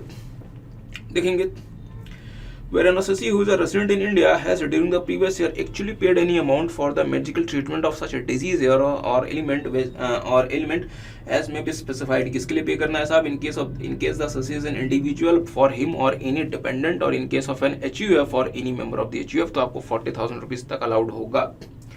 आपको साहब इसके लिए स्पेशलाइज्ड मेडिकल स्पेशलिस्ट से आपको सर्टिफिकेट लेके मीन्स प्रिस्क्रिप्शन लेके आपको जो है वो जमा करना पड़ेगा। Provided further that the deduction of this section shall be reduce by the amount received if any under any insurance और reimbursement by the employer for the medical treatment of the assessee. तो अगर आपको late से अपने employer से अगर आपको medical अगर आपको इंश्योरेंस कंपनी से कोई पैसा मिल गया तो उसको से माइनस कर दें। और अगर आपने लेट से कोई एक्सपेंडिचर इंकर किया है for a resident senior citizen तो साहब इसमें 1 लाख रुपए तक आप डिडक्शन क्लेम कर सकते हैं। हायर एजुकेशन, तो लेट से कि अगर आपने हायर एजुकेशन के नाम का लोन लिया हुआ है फॉर योर सेल्फ और for any of your relative, और हायर एजुकेशन का मतलब है साहब 12th क्लास 12th के बाद कोई भी डिग्री, वो वोकेशनल हो, वो कुछ भी हो, सब कुछ अलाउड है। क्लास 12th के बाद कुछ भी अगर आप पढ़ाई कर लें, class 12th means senior secondary examination का मतलब होता है डियर क्लास 12, इसके बाद आप कुछ भी एजुकेशन में जाएं, that is covered in higher education. अगर आप CA वगैरह भी कर रहे हैं that is covered in higher education. किसी जमाने में डियर CA वगैरह अलाउड नहीं होता था क्योंकि लॉ मेकर को लगता था यार CA बनेगा कि नहीं बनेगा मतलब भगवान जाने, बट अब उनको लगता है कि नहीं यार अब जो भी है देश में हायर एजुकेशन को अगर बढ़ावा देना है तो आपको अलाउ करना है। तो आपको मीन्स कितने साल अलाउड होगा? जिस प्रीवियस ईयर में आप इंटरेस्ट पे करना शुरू करेंगे और उसके 7 असेसमेंट ईयर तक आप क्लेम करेंगे, मतलब कुल मिला के 8 साल तो स्टार्ट होगा उस प्रीवियस ईयर में जिस प्रीवियस ईयर में आपने इंटरेस्ट पे करना शुरू किया प्लस 7 असेसमेंट ईयर मोर। कितना अलाउड होगा? कोई भी सीलिंग नहीं है, आप कितना भी क्लेम कर सकते हैं 80E में। बट हाँ, ये जो क्लेम है डियर वो आपकी ग्रॉस टोटल इनकम से ज्यादा नहीं हो जाने चाहिए क्योंकि ग्रॉस टोटल इनकम तो आपकी इनकी की सीलिंग है ही है, ठीक है। तो देख लें dear, in computing the total income of the associate being an individual there shall be deducted an amount paid there shall be deducted any amount paid by him in the previous year the interest on loan taken by him from any financial institution or any approved charitable institution for the purpose of pursuing his or his relatives higher education, और वो आपको 8 साल के लिए मिलेगा including the previous year जिसमें आपने interest पे करना शुरू किया। देखिए डियर कोई सीलिंग वगैरह नहीं है, बट अगर आप ATR ऑप्ट करते हैं 115 BSc तो आप 80E को क्लेम नहीं कर सकते, इसलिए ATR को बहुत सोच समझ के ऑप्ट करें। रिलेटिव कौन है? रिलेटिव है the spouse and children of the individual और the student for whom is a legal guardian. So this is very important कि आप किसी भी पर्सन के लिए पे कर सकते हैं यदि आप उसके लिए लीगल गार्जियन हैं। हायर एजुकेशन का मतलब कोई भी एजुकेशन जो कि क्लास 12 के बाद शुरू होती है। अप्रूव्ड चैरिटेबल इंस्टीट्यूशन वो है डियर जो कि सेक्शन 1023C या फिर 80G में अप्रूव्ड है। और फाइनेंशियल इंस्टीट्यूशन वो है जो कि आपकी बैंक हो सकती है, बैंकिंग कंपनी हो सकती है, बैंकिंग इंस्टीट्यूशन हो सकता है या और कोई फाइनेंशियल इंस्टीट्यूशन जो कि सरकार उसको मीन्स नोटिफाई करती है, means notified by the central government. अच्छा, 80E means deduction respect of interest loan taken for residential house property. Dear middle class को खुश करने के लिए और मिडिल क्लास को कुछ टैक्स का रिलीफ देने के लिए मोदी सरकार ने डियर प्रीवियस ईयर 16-17 में अगर आपने कोई हाउसिंग लोन लिया हुआ है तो उसका आपको मीन्स डिडक्शन अलाउ करेगी मैक्सिमम 50,000 रुपए। तो मेरे साथ साथ देख लें। और लोन आपको कब लेना है? मीन्स लोन सेंक्शन हो जाना चाहिए 1/4/2016 से लेकर 31/3/2017। लोन अमाउंट 35 लाख रुपए से ज्यादा नहीं होगा। हाउस प्रॉपर्टी की जो वैल्यू 50 लाख से ज्यादा नहीं होनी चाहिए और आपके पास कोई और दूसरा घर नहीं होना चाहिए on the date of sanction of the loan. तो आप जो भी इंटरेस्ट पे करेंगे मैक्सिमम 50,000 रुपए आप उसका डिडक्शन क्लेम कर सकते हैं 80EE में। और ये आप कब तक क्लेम कर सकते हैं? अप टू द पीरियड जो कि आपका इंटरेस्ट पेमेंट जा रहा है आप क्लेम कर सकते हैं। एज सच इसमें कोई मतलब पीरियड की मतलब सीलिंग नहीं है। अगर आप 80E देखेंगे डियर तो 80E में इंटरेस्ट अमाउंट की कोई मतलब सीलिंग नहीं है, बट वहां पे आप मैक्सिमम 8 साल तक क्लेम कर सकते हैं। इसमें अमाउंट की सीलिंग है 50,000 रुपए, बट यहाँ पे टाइम पीरियड की कोई भी सीलिंग लिमिट नहीं है कि जब तक वो लोन आपका कंटिन्यू कर रहा है आप इंटरेस्ट क्लेम कर सकते हैं, ठीक है। अगर आपने 80E में इंटरेस्ट क्लेम कर लिया तो उस अमाउंट के लिए डियर आप 24B में इंटरेस्ट क्लेम नहीं कर सकते, ठीक है। अच्छा, तो 80E का थोड़ा सा एक मॉडिफाइड वर्जन और थोड़ा सा एक बेटर वर्जन आया जिसने कहा कि यार अगर आप कोई लोन लेते हैं फ्रॉम 1 अप्रैल 2019 से लेके 31 मार्च 2022 और आपकी जो स्टैम्प ड्यूटी वैल्यू है वो 45 लाख रुपए से एक्सीड नहीं करनी चाहिए। मीन्स जो पहले था 35 लाख रुपए शायद और अब उसको बढ़ा के 45 लाख किया गया। अच्छा नहीं, पहले था सॉरी मतलब 50 लाख रुपए, अब इसको मतलब घटा के कर दिया गया 45 लाख रुपए। और आपके पास उस दिन जिस दिन आप लोन ले रहे हैं उस दिन आपके पास और कोई हाउस प्रॉपर्टी नहीं होनी चाहिए। तो उस केस में डियर हम आपको 1.5 लाख रुपए तक का इंटरेस्ट अलाउ करेंगे। मीन्स इंटरेस्ट की हमने मतलब सीलिंग लगा दी 1,50,000 और जब तक आपका वो इंटरेस्ट कंटिन्यू कर रहा है तब तक आप इंटरेस्ट क्लेम कर सकते हैं। अगेन अगर आप 80 EEA क्लेम कर रहे हैं तो उसके बारे में आप डिफरेंट सेक्शन 24B क्लेम नहीं कर सकते। और फाइनेंशियल इंस्टीट्यूशन कौन कौन सा है जहां से आप ये लोन लेंगे? बैंकिंग कंपनी, बैंकिंग इंस्टीट्यूशन और housing finance company. Very important, electric vehicle. तो लेट्स से कि अगर आप एक इलेक्ट्रिक व्हीकल परचेज करने के लिए लोन लेते हैं, और ये इलेक्ट्रिक व्हीकल कैसा होना चाहिए? Pure electric vehicle. अगर आप लेट्स से हाइड्रोजन फ्यूल वाला या अगर आप हाइब्रिड वगैरह परचेज करते हैं डियर, वो इलेक्ट्रिक व्हीकल की तरह से काउंट नहीं होगा, उसके लिए आप 80 EEB क्लेम नहीं कर सकते। और इलेक्ट्रिक व्हीकल ऐसा होना चाहिए जो कि रीजनरेटिव सिस्टम में काम करे, जब आप उस पर ब्रेक लगाएं तो साहब वो पावर को रीजनरेट करे। और भारत देश में मिलने वाले जितने भी EVs हैं, अगर हम रिक्शा वगैरह की बात नहीं करें तो साहब वो सारे के सारे ब्रेकिंग रीजनरेटिव सिस्टम पे काम करते हैं, ठीक है। तो देखेंगे in computing the total income of the assessee being an individual, there shall be deducted interest payable on loan taken by him from any financial institution for the purpose of purchase of an electric vehicle. इंटरेस्ट आपका 1.5 लाख रुपए से exceed नहीं करना चाहिए, और interest आप तब तक आप क्लेम कर सकते हैं जब तक आपका वो लोन चल रहा है। लोन सेंक्शन होना चाहिए 1 अप्रैल 2019 से लेके 31 मार्च 2023 तक। तो साहब अभी भी स्कोप है, आप चाहें तो लोन ले सकते हैं। आपने डियर अगर ये इंटरेस्ट 80 EEB में डिडक्शन की तरह से क्लेम कर लिया तो आप बाकी किसी सेक्शन में इसको क्लेम नहीं कर सकते। इलेक्ट्रिक व्हीकल यहाँ इंपॉर्टेंट है। Electric vehicle means a vehicle which is powered exclusively by an electric motor, मतलब उसमें सिर्फ और सिर्फ इलेक्ट्रिक मोटर होना चाहिए, उसमें ICE इंजन नहीं होना चाहिए ना, शायद क्या उसको क्या कहते हैं मुझे एक्जैक्टली नहीं पता। whose traction energy is supplied exclusively by the traction battery installed in the vehicle and has such electric regenerative braking system which during the brake provides for the conversion of kinetic energy into the electrical energy। मतलब साहब regenerative system उसमें होना चाहिए। तो अगर आप देखें तो जो ऑटो वगैरह आ गए या जो रिक्शाज वगैरह आ गए उनमें ये सिस्टम नहीं होता, तो उसके लिए आप ये क्लेम नहीं कर सकते। दूसरा, यहाँ पे आप लोन लेंगे फाइनेंशियल इंस्टीट्यूशन से, और फाइनेंशियल इंस्टीट्यूशन में साहब वही जानी पहचानी चीज़ें हैं। 2 नए यहाँ पे ऐड हो गए, तो 2 जो नए ऐड हो गए इसका ध्यान रखना पड़ेगा आपको। Financial institution means a banking company to which the banking regulation act applies और a bank of banking institution. और साथ में यहाँ पे NBFC भी आ गया, और डिपॉजिट टेकिंग NBFC जैसे for example Mahindra and Mahindra finance, और दूसरा systematically important non deposit taking NBFC। इन दोनों के बारे में हमने आपके साथ 43B में भी बात की थी। इन 2 को यहाँ पे ऐड इसलिए किया गया डियर क्योंकि आपको पता है कि इलेक्ट्रिक व्हीकल वगैरह dear this is a urban phenomena, means rural areas में लोग EVs के लिए अभी भी ज़्यादा वो नहीं है, मीन्स ओपन नहीं है। और आपको पता है डियर अर्बन एरियाज में अगर आप 2 व्हीलर लोन वगैरह लेने जाएं तो फिर अगर आप 4 व्हीलर लोन वगैरह अगर आप लेने जाएं तो डियर परेशानी होती है। NBFC वगैरह से लोन इजीली मिल जाता है, तो इनको भी यहाँ पे कवर कर लिया गया। ध्यान दीजिएगा, हाइब्रिड व्हीकल और green fuel cell vehicles are not EVs, thus not eligible for deduction under 80 EEB। Also ऐसे EVs जिनमें ब्रेकिंग रीजनरेटिव सिस्टम नहीं है, मतलब रीजनरेटिव ब्रेकिंग सिस्टम नहीं है, वो 80 EEB के लिए एलिजिबल नहीं है। 80G deduction respect of certain funds charitable to funds charitable institutions etcetera. 80G में डियर फ्रेंड्स 4 मतलब कैटेगरीज हैं, कैटेगरी 1, 2, 3, 4। तो जो कैटेगरी 1 है, ध्यान दीजिएगा, जो हमारी कैटेगरी 1 है, आपने जितना अमाउंट पे किया आप 100% डिडक्शन क्लेम कर लें without any qualifying limit. Category 2 में जितना अमाउंट आपने पे किया उसका 50% आप क्लेम कर लें without any qualifying limit. Category 3 में जितना अमाउंट आपने पे किया उसका 100% क्लेम कर लें सब्जेक्ट टू क्वालिफाइंग लिमिट। और कैटेगरी 4 में जितना अमाउंट आपने पे किया उसका 50% क्लेम कर लें सब्जेक्ट टू क्वालिफाइंग लिमिट। ठीक बात है। कैटेगरी 2 जो है डियर, जिसमें आपको 50% अलाउड है विदाउट एनी क्वालिफाइंग लिमिट, इसमें 4 मेन चीजें हैं, जैसे कि Rajiv Gandhi foundation, Indira Gandhi memorial trust, Jawaharlal Nehru memorial trust और PM डॉट रिलीफ फंड, शायद ये 4 ही हैं बेसिकली। और बाकी आपकी मेन जो चीजें आती है वो आती हैं कैटेगरी 1 में। तो कैटेगरी 1 में मेन क्या चीजें आती है मेरे साथ साथ देख लें। और हाँ, इसको आप क्लेम कर सकते हैं विदाउट एनी क्वालिफाइंग लिमिट। तो नेशनल डिफेंस फंड को आपने पैसे दिए, PM national relief fund, PM Armenia earthquake relief fund, पता नहीं साहब ये किस जमाने का फंड है, पता ही नहीं किसी को। Africa public contributors India fund, national children fund, national fund for communal harmony, approved university और एजुकेशनल इंस्टीट्यूशन और नेशनल एमिनेंसेस। ध्यान दीजिएगा, chief minister earthquake relief fund Maharashtra में साहब किसी जमाने में अर्थक्वेक आया था, उसका फंड अभी भी चल रहा है। मतलब गुजरात का अर्थक्वेक का फंड अभी भी यहाँ पे मतलब कंटिन्यू हो रहा है। इन्हीं जिला साक्षरता समिति, नेशनल ब्लड ट्रांसफ्यूजन काउंसिल और स्टेट ब्लड ट्रांसफ्यूजन काउंसिल, इन्हीं स्टेट गवर्नमेंट फंड जो कि पुअर को रिलीफ देने के लिए प्रोवाइड की गई है। Army welfare, army central welfare fund और नेशनल और Indian national benevolent air fund और air force central welfare fund. Andhra Pradesh CM cyclone relief fund 1996 का चल रहा है ये।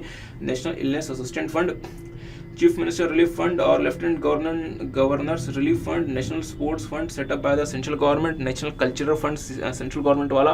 ध्यान दीजिएगा fund for technology development and application by central government, national trust for welfare of person with ostium cerebral palsy, mental retardation and multiple disability, मतलब severe means disability के लिए स्वच्छ भारत कोष। डियर ये इंपॉर्टेंट है, और स्वच्छ भारत कोष में जो अमाउंट आपको CSR के लिए स्पेंड करना पड़ता है आप वो क्लेम नहीं कर सकते। अच्छा, क्लीन गंगा फंड और साथ में where such assessee resident other then the sum spend by CSR। ठीक बात है, difference means national fund for control of drug abuse और PM केयर फंड्स जो कि रिसेंटली कोविड के टाइम पर लॉन्च हुआ था। अच्छा, तो 50% विदाउट क्वालिफाइंग लिमिट देखेंगे Jawaharlal Nehru memorial fund, PM drought relief fund, Indira Gandhi memorial trust और Rajiv Gandhi foundation. 100% subject to qualifying limit. अगर साहब आपने गवर्नमेंट को या किसी अप्रूव्ड लोकल अथॉरिटी, इंस्टीट्यूशन या एसोसिएशन को पैसे दिए फॉर फैमिली प्लानिंग, या अगर आपने लेट्स से कि कोई कंपनी ने पैसे मतलब मीन्स डोनेट किए हैं इंडियन ओलंपिक एसोसिएशन को या अदर एसोसिएशन को और इंस्टीट्यूशन को, और इसका पर्पस क्या होना चाहिए, for the development of infrastructure of sports और गेम्स और sponsorship of sports and games in India. अच्छा, 50% क्वालिफाइंग लिमिट। तो लेट्स से कि अगर आपने इंस्टीट्यूशन को या फंड को पैसे दिए हैं फॉर चैरिटेबल पर्पस, जो हमारे लिए सबसे ज़्यादा इंपॉर्टेंट है, किसी भी चैरिटी को आप पैसा दें जो कि लेट्स से 1023C वगैरह में मतलब रजिस्टर्ड है, तो आप उस पर साहब 50% सब्जेक्ट टू क्वालिफाइंग लिमिट आप क्लेम कर सकते हैं डिडक्शन। अगर लेट्स से कि आपने गवर्नमेंट को, लोकल अथॉरिटी को या किसी और पर्पस के लिए अगर आपने पैसा दिया है for charitable purpose other than family planning, वो 50% के लिए एलिजिबल है subject to qualifying limit.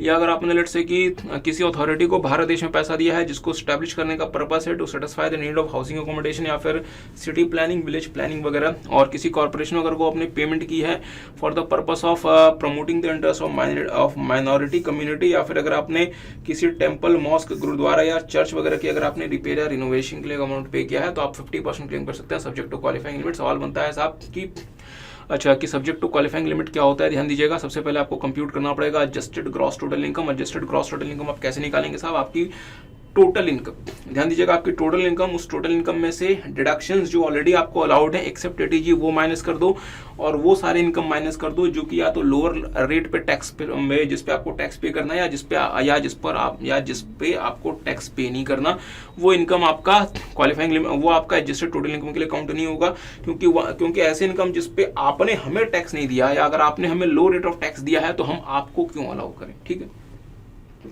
compute adjusted gross total income, that is gross total income as reduced by the following means deduction under chapter 6 except ATG। Short term cap gain 111 क्योंकि इसमें 15% लगता है।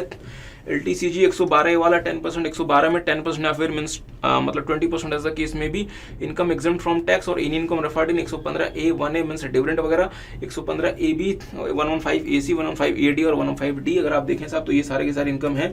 These are subject to the special rate of tax. तो साहब जिस पे आपने हमें या तो टैक्स नहीं दिया हमने या आपने हमें कम टैक्स दिया, हम आपको वो क्यों अलाउ करें। ठीक है, तो ये आपका निकलेगा एडजस्टेड टोटल इनकम, इसका 10% निकालेंगे और इस 10% में से फिर आप कंपेयर करें कि आपने कैटेगरी 3 और कैटेगरी 4 का कितना अमाउंट आपने कंट्रीब्यूट किया। दोनों में से जो भी लोअर होगा वो हम कंसिडर करेंगे, उसमें से पहले हम 100% वाले माइनस कर देंगे और जो बैलेंस अमाउंट बच जाएगा वो 50% वाले के लिए अलाउ हो जाएगा। ध्यान दीजिएगा, जो फंड वगैरह या जो इंस्टीट्यूशन वगैरह ATG में मीन्स डोनेशन रिसीव कर रहे हैं उनको एक स्टेटमेंट फर्निश करना पड़ेगा प्रिस्क्राइब्ड अथॉरिटी को, और साथ में जिस पर्सन ने इनको डोनेशन दिया है मीन्स डोनर, उसको एक सर्टिफिकेट जमा करना पड़ेगा ताकि वो सर्टिफिकेट के बेसिस पे डिडक्शन क्लेम कर सकता है।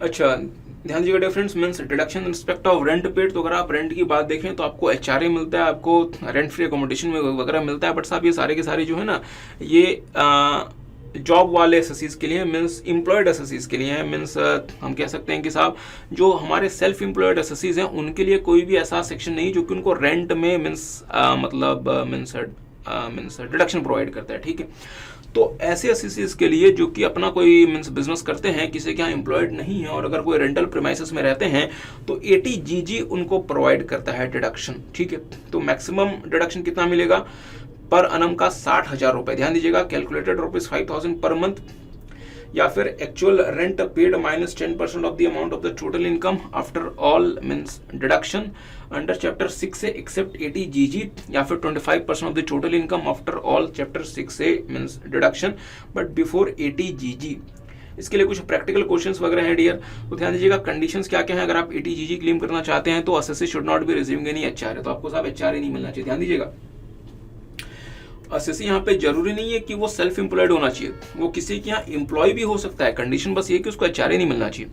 अच्छा, the accommodation should be occupied by him for the purpose of his own residence, the assessee और हिज स्पाउस और माइनर चाइल्ड और एचएफ जिसका वो मेंबर है उसके पास कोई दूसरा घर वहाँ पे नहीं होना चाहिए जहाँ पे वो रह रहा है, यहाँ पे वो रह रहा है या फिर वहाँ पे वो अपनी मतलब ड्यूटीज वगैरह या बिजनेस वगैरह कर रहा है। लेट्स से कि अगर असेसी के पास किसी और जगह पे कोई दूसरा घर है तो वो दूसरा घर सेल्फ ऑक्यूपाइड नहीं होना चाहिए, या वो सेकंड हाउस जो है डियर फ्रेंड्स वो deem to be self occupied नहीं होना चाहिए। मींस उसकी जो इनकम है वो subject to section 2 the house property income होनी चाहिए। और असेसी को मींस मतलब डिक्लेरेशन फाइल करना पड़ेगा और डिक्लेरेशन फाइल करके उसको जो रेंट वगैरह उसने पे किया उसको सारी की सारी जानकारी देनी पड़ेगी। आप अकॉर्डिंगली एटीजीजी क्लेम कर सकते हैं। Deduction in respect of certain donations for scientific research और रूरल डेवलपमेंट, ध्यान दीजिएगा डियर ये उन असेसीज के लिए जिनका पीजीपीपी की इनकम नहीं है। लेट्स से कि आपकी इनकम आती है from long term cap gain, अगर आपकी सैलरी इनकम अच्छी खासी आती है और लेट्स से कि अगर आपके दिल में इच्छा है कि आप साइंटिफिक रिसर्च के लिए देश में पैसा दें, अगर आपकी पीजीपीपी की इनकम है, अगर आपने साइंटिफिक रिसर्च वगैरह के लिए पेमेंट की तो आप साहब सेक्शन 35 में क्लेम कर लें। अगर आपकी पीजीपीपी की इनकम है, अगर आपने लेट्स से एग्रीकल्चर एक्सटेंशन वगैरह करवाया तो 35CCC में क्लेम कर लें। अगर आपकी पीजीपीपी की इनकम है, आपने लेट्स से स्किल मतलब मींस डेवलपमेंट वगैरह में कोई पैसा खर्च किया, आप उसको 35CCD में क्लेम कर लें, CCD में क्लेम कर लें। बट लेट्स से कि अगर आपकी पीजीपीपी की इनकम नहीं है, आपकी सैलरी अच्छी खासी है, अगर आपके लेट्स से कि अदर सोर्सेस इनकम है, लेट्स से अगर आपकी मतलब पैसिव इनकम है, ऐसे केस में डियर आप अगर आप इन चीजों के लिए एक्सपेंडिचर करते हैं तो आप एटीजीजीए में उसका डिडक्शन क्लेम कर सकते हैं। ठीक है, अच्छा तो यहाँ पे डियर वही सारी बातें हैं कि आप इन किन किन चीज़ों में आप एटीडीडी में एटीजीजीए में आप मींस डिडक्शन क्लेम कर सकते हैं। बट यहाँ पे ध्यान देने वाली बात यह है कि डिडक्शन जो आपको अलाउड होगा डियर, अगर आप 2000 रुपये से ज़्यादा अमाउंट पे कर रहे हैं तो आपको पे करना पड़ेगा on the mode other than cash. ठीक है, अच्छा आगे देखेंगे no deduction under this section shall be allowed in case of the assessee जिनकी ग्रॉस टोटल इनकम में पीजीपीपी की इनकम है। अगर आपकी पीजीपीपी की इनकम है तो आपको मैंडेटरी सेक्शन 35 सीसीसी सीसीडी वगैरह वहां पे क्लेम करना पड़ेगा। आगे आते हैं the deduction respect of profits and gains from industrial undertaking और enterprises engaged in infrastructure development etcetera. तो ध्यान दीजिएगा एटीआईए 4 तरह के बिजनेसेस को कवर करता है। सबसे पहले वो कवर करता है इंफ्रास्ट्रक्चर फैसिलिटी को, दूसरा वो कवर करता है इंडस्ट्रियल पार्क को, तीसरा वो कवर करता है पावर अंडरटेकिंग्स को, और चौथा वो कवर करता है ऐसी एंटिटी को जो कि पावर एंटिटीज को रिवाइव करने के लिए means revival of power generating plants वगैरह के लिए बनाई गई थी। ध्यान दीजिएगा अगर आप लेट से अगर आप इंफ्रास्ट्रक्चर फैसिलिटी में इंगेज्ड हैं तो इंफ्रास्ट्रक्चर फैसिलिटी में आप क्या क्या कर सकते हैं, आप डियर फ्रेंड्स मतलब मींस डेवलप कर सकते हैं, ऑपरेट एंड मींस मेंटेन कर सकते हैं, या फिर आप डेवलप ऑपरेट एंड मेंटेन कर सकते हैं। सवाल बनता है इंफ्रास्ट्रक्चर फैसिलिटी क्या, पहले उसकी तो बात करें।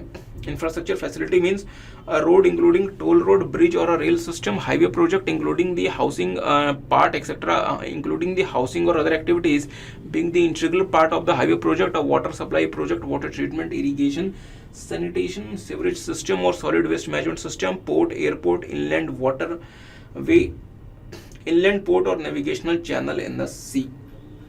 So this is basically the infrastructure facility. तो मेरे साथ साथ देखेंगे आपको डिडक्शन कितना मिलता है, देखेंगे मेरे साथ साथ।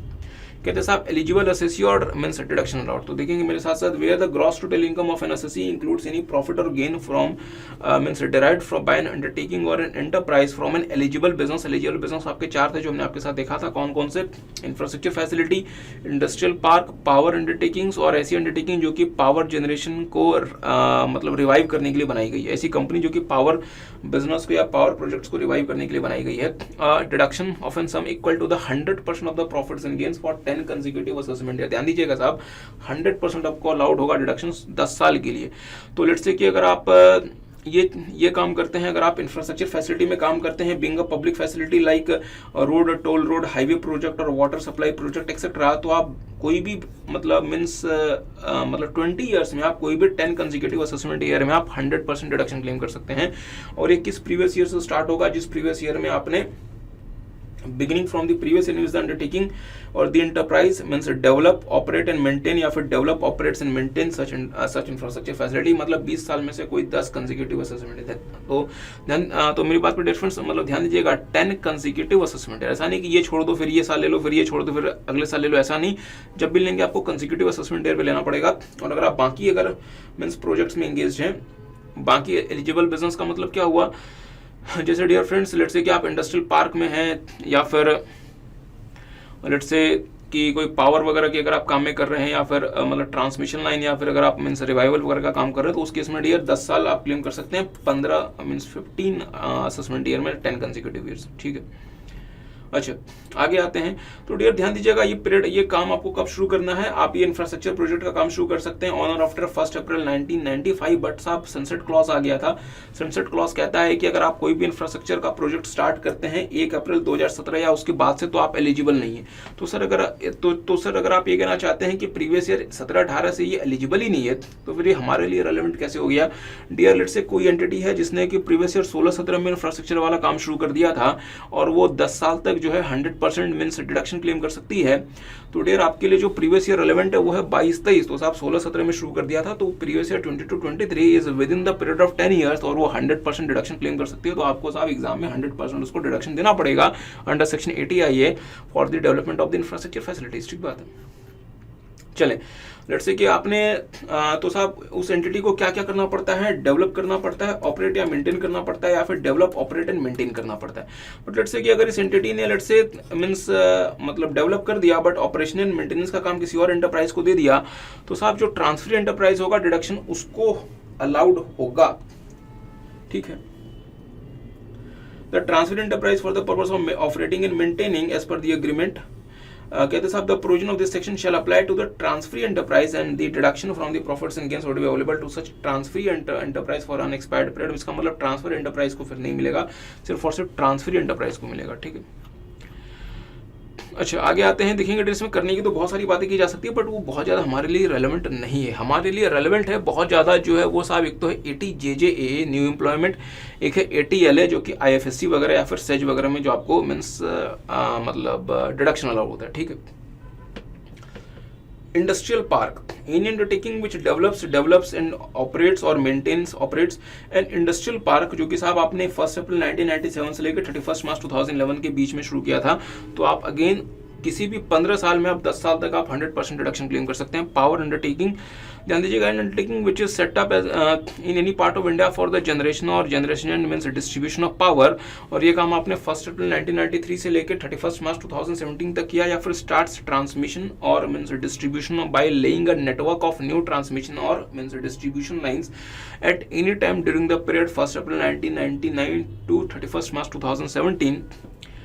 अच्छा, और तीसरा undertake substantial renovation and modernisation of existing network of transmission or distribution line 1 April 2004 से लेकर 31 मार्च 2017। सब्सटेंशियल एक्सपेंशन का मतलब होता है 1 अप्रैल 2004 को जो आपके प्लांट एंड एसेट्स की बुक वैल्यू, जो आपकी मशीन और प्लांट की बुक वैल्यू है, उसमें कम से कम 50% इंक्रीमेंट होना चाहिए। अगर आप इनमें से कोई भी काम करते हैं साहब, तो 15 साल में आप 10 साल मीन्स 15 साल के ब्लॉक में किसी भी 10 साल आप 100% डिडक्शन क्लेम कर सकते हैं 80IA में।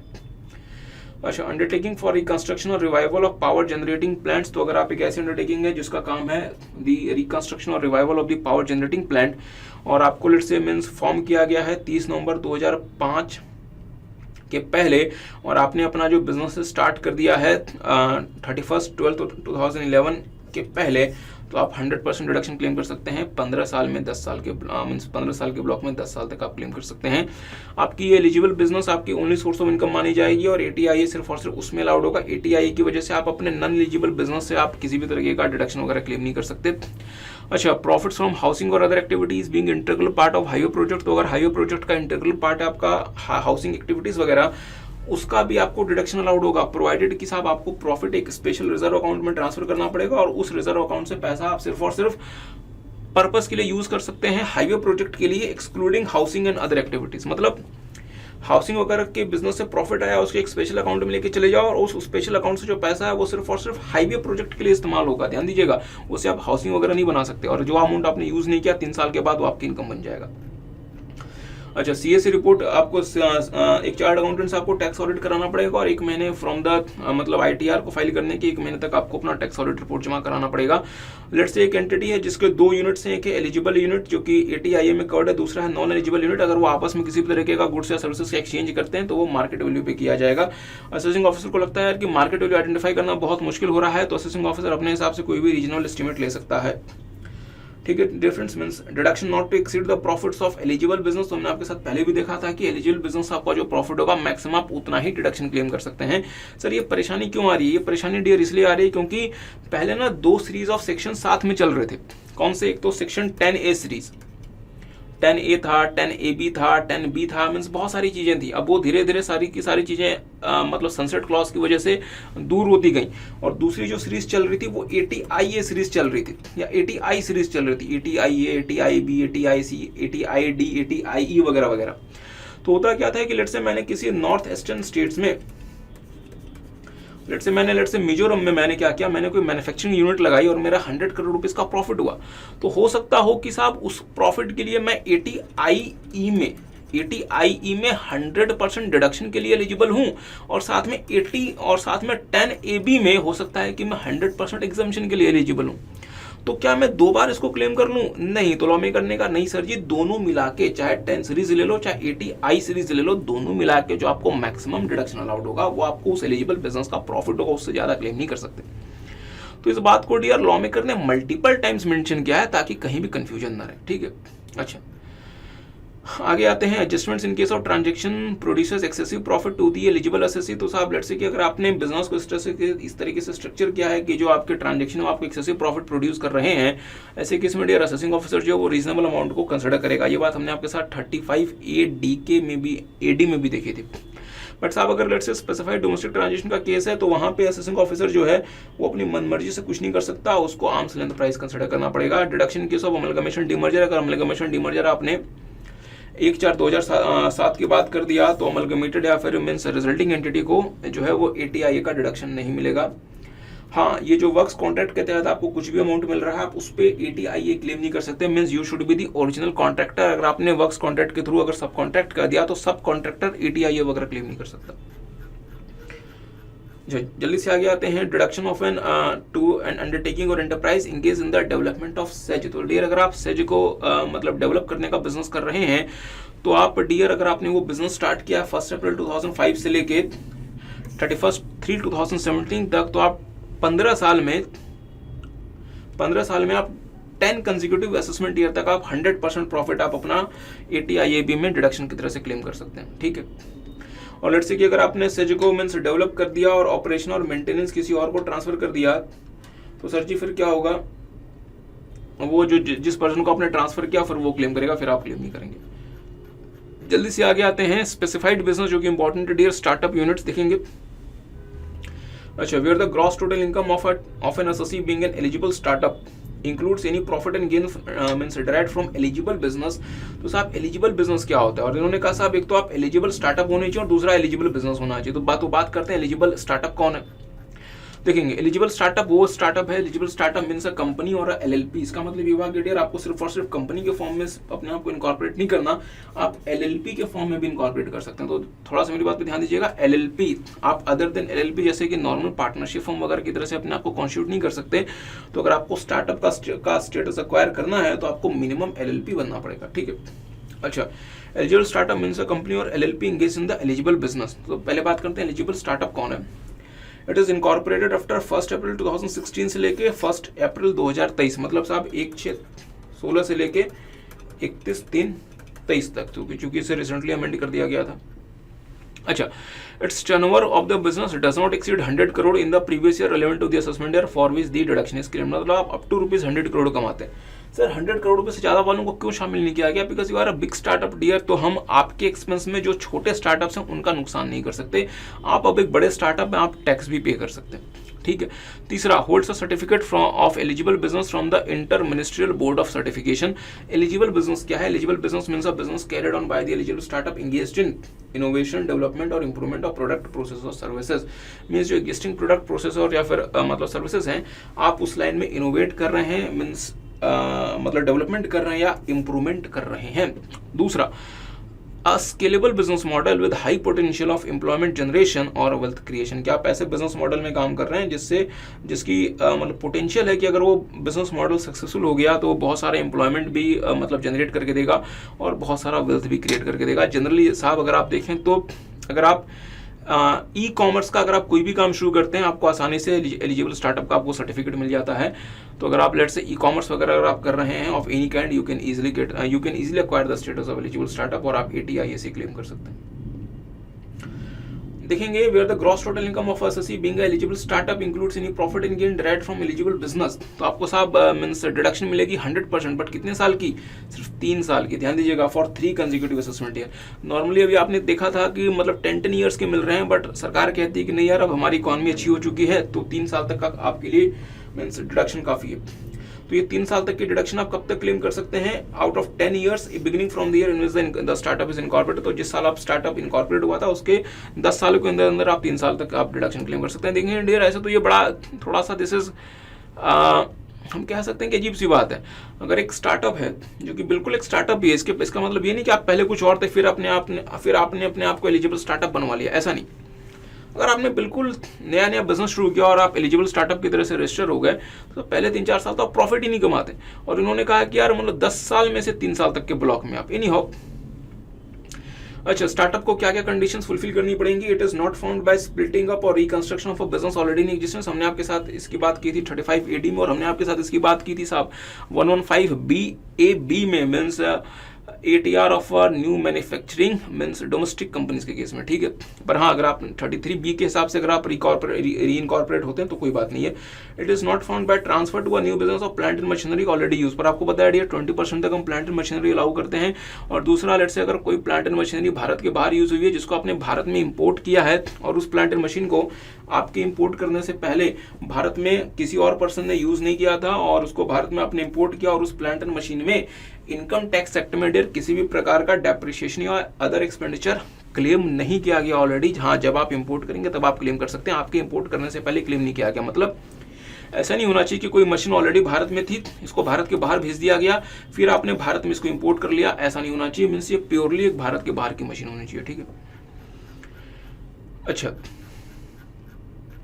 ध्यान दीजिएगा, deduction in respect of certain industrial undertakings other than infrastructure development undertakings. तो डियर, इंफ्रास्ट्रक्चर के अलावा भी दुनिया में बहुत सारे गम है, उसका भी हमें ध्यान रखना पड़ता है। तो ATI भी उनको डील करता है।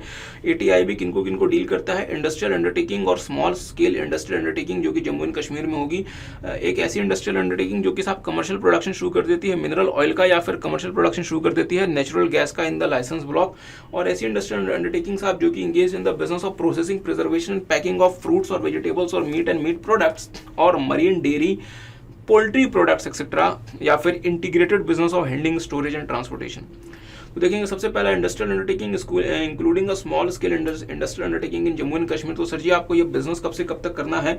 तो ध्यान दीजिएगा, ये बिजनेस आपको स्टार्ट करना है साहब नॉर्मल सिचुएशंस में। अच्छा, तो देखेंगे कि in order to be eligible for means deduction under section 80IB, the industrial undertaking must fulfill the following condition: it manufactures or produces any article or thing or operates a cold storage plant। और let's say कि अगर आप बिना power के काम कर रहे हैं तो आपको कम से कम 20 लोगों को एम्प्लॉय करना है, और अगर आप पावर की हेल्प से काम कर रहे हो तो आपको कम से कम 10 या उससे ज्यादा लोगों को एम्प्लॉय करना है। Quantum and period of deduction, the amount of deduction will be 100% of the profits and gains for the first 5 assessment year for the initial 5 years, और 5 साल उसके बाद साहब मतलब 25%। बट अगर आपने अपने आप को कंपनी की तरह से इनकॉर्पोरेट किया हुआ है तो आप क्लेम कर सकते हैं डियर 30%, ठीक है। The total period of deduction should not exceed 10 consecutive assessment year providing the in the industrial undertaking begins manufacture और प्रोडक्शन आर्टिकल और थिंग और ऑपरेशन और प्लांट बिटवीन 1/4/1993 एंड 31/3/2012। तो साहब आपके लिए जो टाइम पीरियड अलॉट है वो है 1 अप्रैल 1993 से 31/3/2012। बट अगर लेट्स से अगर आप एक कोऑपरेटिव सोसाइटी हैं तो आप 12 असेसमेंट ईयर में आप क्लेम कर सकते हैं इंक्लूडिंग द असेसमेंट ईयर। अच्छा, industrial undertaking which begins commercial production of mineral oil और commercial production of natural gas. तो साहब इसके लिए आप क्लेम कर सकते हैं कि आपने ये काम शुरू कर दिया है 1/4/1997 से लेके 31/3/2017 तक। इसके बाद अगर आप स्टार्ट करेंगे तो आप डिडक्शन क्लेम नहीं कर सकते। अगर आप लेट से मीन्स नेचुरल गैस में काम कर रहे हैं तो आपने ये प्रोडक्शन शुरू कर दिया है 1 अप्रैल 2009 से लेके 31/3/2017 तक, और आपको जो है साहब 100% ऑफ द प्रॉफिट्स अलाउड होगा, 100% for 7 consecutive assessment year including the starting from the initial assessment year, कि जिस साल आप अपना ये बिजनेस जिस साल आप कमर्शियल प्रोडक्शन स्टार्ट कर देते हैं उस साल से लेकर 7 साल तक आपको मिलेगा। अच्छा, तीसरा कहते हैं undertaking driving profits from the business of processing, preservation, packing of foods और वेजिटेबल्स और मीट प्रोडक्ट्स एक्सेट्रा। तो आपको क्या क्या कंडीशंस पूरी करनी पड़ेंगी, कि आप ये सारे के सारे काम करेंगे जो हमने आपके साथ पहले भी देखा था। It should begin the production on 1/4/2001, but let's say कि अगर आप लेट्स से कि अगर मान लीजिए कि अगर आप इन द बिजनेस इंगेज हैं, अगर आप in the business of processing, preservation and packing of meat और मीट प्रोडक्ट्स और पोल्ट्री और मीन्स मरीन और दी डेयरी प्रोडक्ट, तो आप स्टार्ट कर सकते हैं 1/4/2009 या उसके बाद, बट आपको ये कब तक स्टार्ट कर देना पड़ेगा, मीन्स सनसेट पीरियड इसमें क्या है। अच्छा, देखेंगे सनसेट पीरियड मेरे साथ साथ क्या है इसमें, आगे बढ़ते हैं। क्वांटम कितना है, 100% डिडक्शन मिल जाएगा पहले 5 साल के लिए, बाकी 5 असेसमेंट ईयर के लिए 25% और कंपनी के केस में 30%, और टोटल आपका पीरियड साहब वो 10 साल से एक्सीड नहीं करेगा। आगे आते हैं। अच्छा, the period of exemption shall commence commercial production, ये सारी बातें हो गई। अच्छा हाँ, ये थोड़ा सा इंपॉर्टेंट है, मेघालय स्टील। तो मेरे साथ साथ मेघालय स्टील वाला केस देख लें।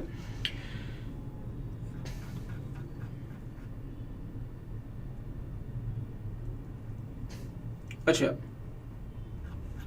मेघालय स्टील वाले केस में लॉ मेकर ने मतलब कोर्ट ने ये कहा था कि कंपनी है जिसको ना पावर सब्सिडी, ट्रांसपोर्ट सब्सिडी वगैरह मिली, तो क्या वो पावर सब्सिडी, ट्रांसपोर्ट सब्सिडी वगैरह का डिडक्शन 80IB में क्लेम कर सकती है। सुप्रीम कोर्ट ने कहा कि ये जो सब्सिडीज वगैरह मिली हैं, this subsidies are of a revenue nature, और अगर ये सब्सिडीज इनको सरकार से नहीं मिली होती तो ये अमाउंट किनसे रिकवर करती साहब, मतलब कस्टमर से। तो कस्टमर से अगर आप प्रॉफिट कमाते ज्यादा तो आप उसको 80IB में क्लेम कर सकते थे, तो ये सब्सिडीज भी आपको उस प्रॉफिट को कंपनसेट करने के लिए मिली है, तो उस पर भी आप 80IB क्लेम कर सकते हैं। ध्यान दीजिएगा, CIT वर्सेस सुनील विशंभर नाथ तिवारी, ये रिसेंटली एग्जाम में भी आया था, जिसमें ये कहा गया था कि लेट्स से कि मेरी कोई एंटिटी है जो कि 80IB के लिए एलिजिबल है, मींस मैं 100% डिडक्शन क्लेम कर सकता हूँ, बट लेट्स से कि साहब असेसमेंट के दौरान या स्क्रूटनी असेसमेंट के दौरान या समरी असेसमेंट के दौरान कुछ भी लेट्स से 43B में कोई अमाउंट मुझे मींस डिसअलाउ कर दिया गया, या लेट्स से 40A1 में मुझे कुछ अमाउंट अलाउ नहीं किया गया, इसकी वजह से मेरे प्रॉफिट्स बढ़ गए, तो क्या ये इंक्रीज प्रॉफिट में भी मैं 80IB के लिए एलिजिबल हूं। तो बॉम्बे हाई कोर्ट ने कहा साहब आप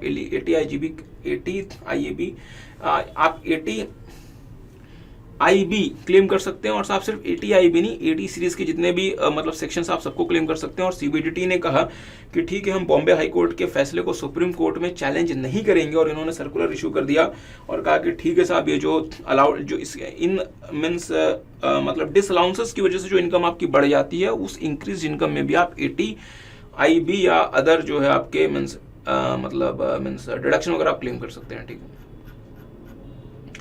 आगे आते हैं means deduction in respect of profits and gains from housing project या फिर रेंटल हाउसिंग प्रोजेक्ट। तो साहब अगर आप किसी हाउसिंग प्रोजेक्ट में इंगेज्ड हैं, देखेंगे where the gross total income of the SSC includes any profits and gains derived from the business of developing and building housing project are deduction of the 100% of the profits and gains allowed.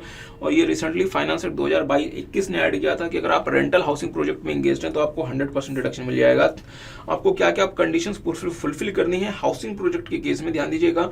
Housing project should be approved by the competent authority.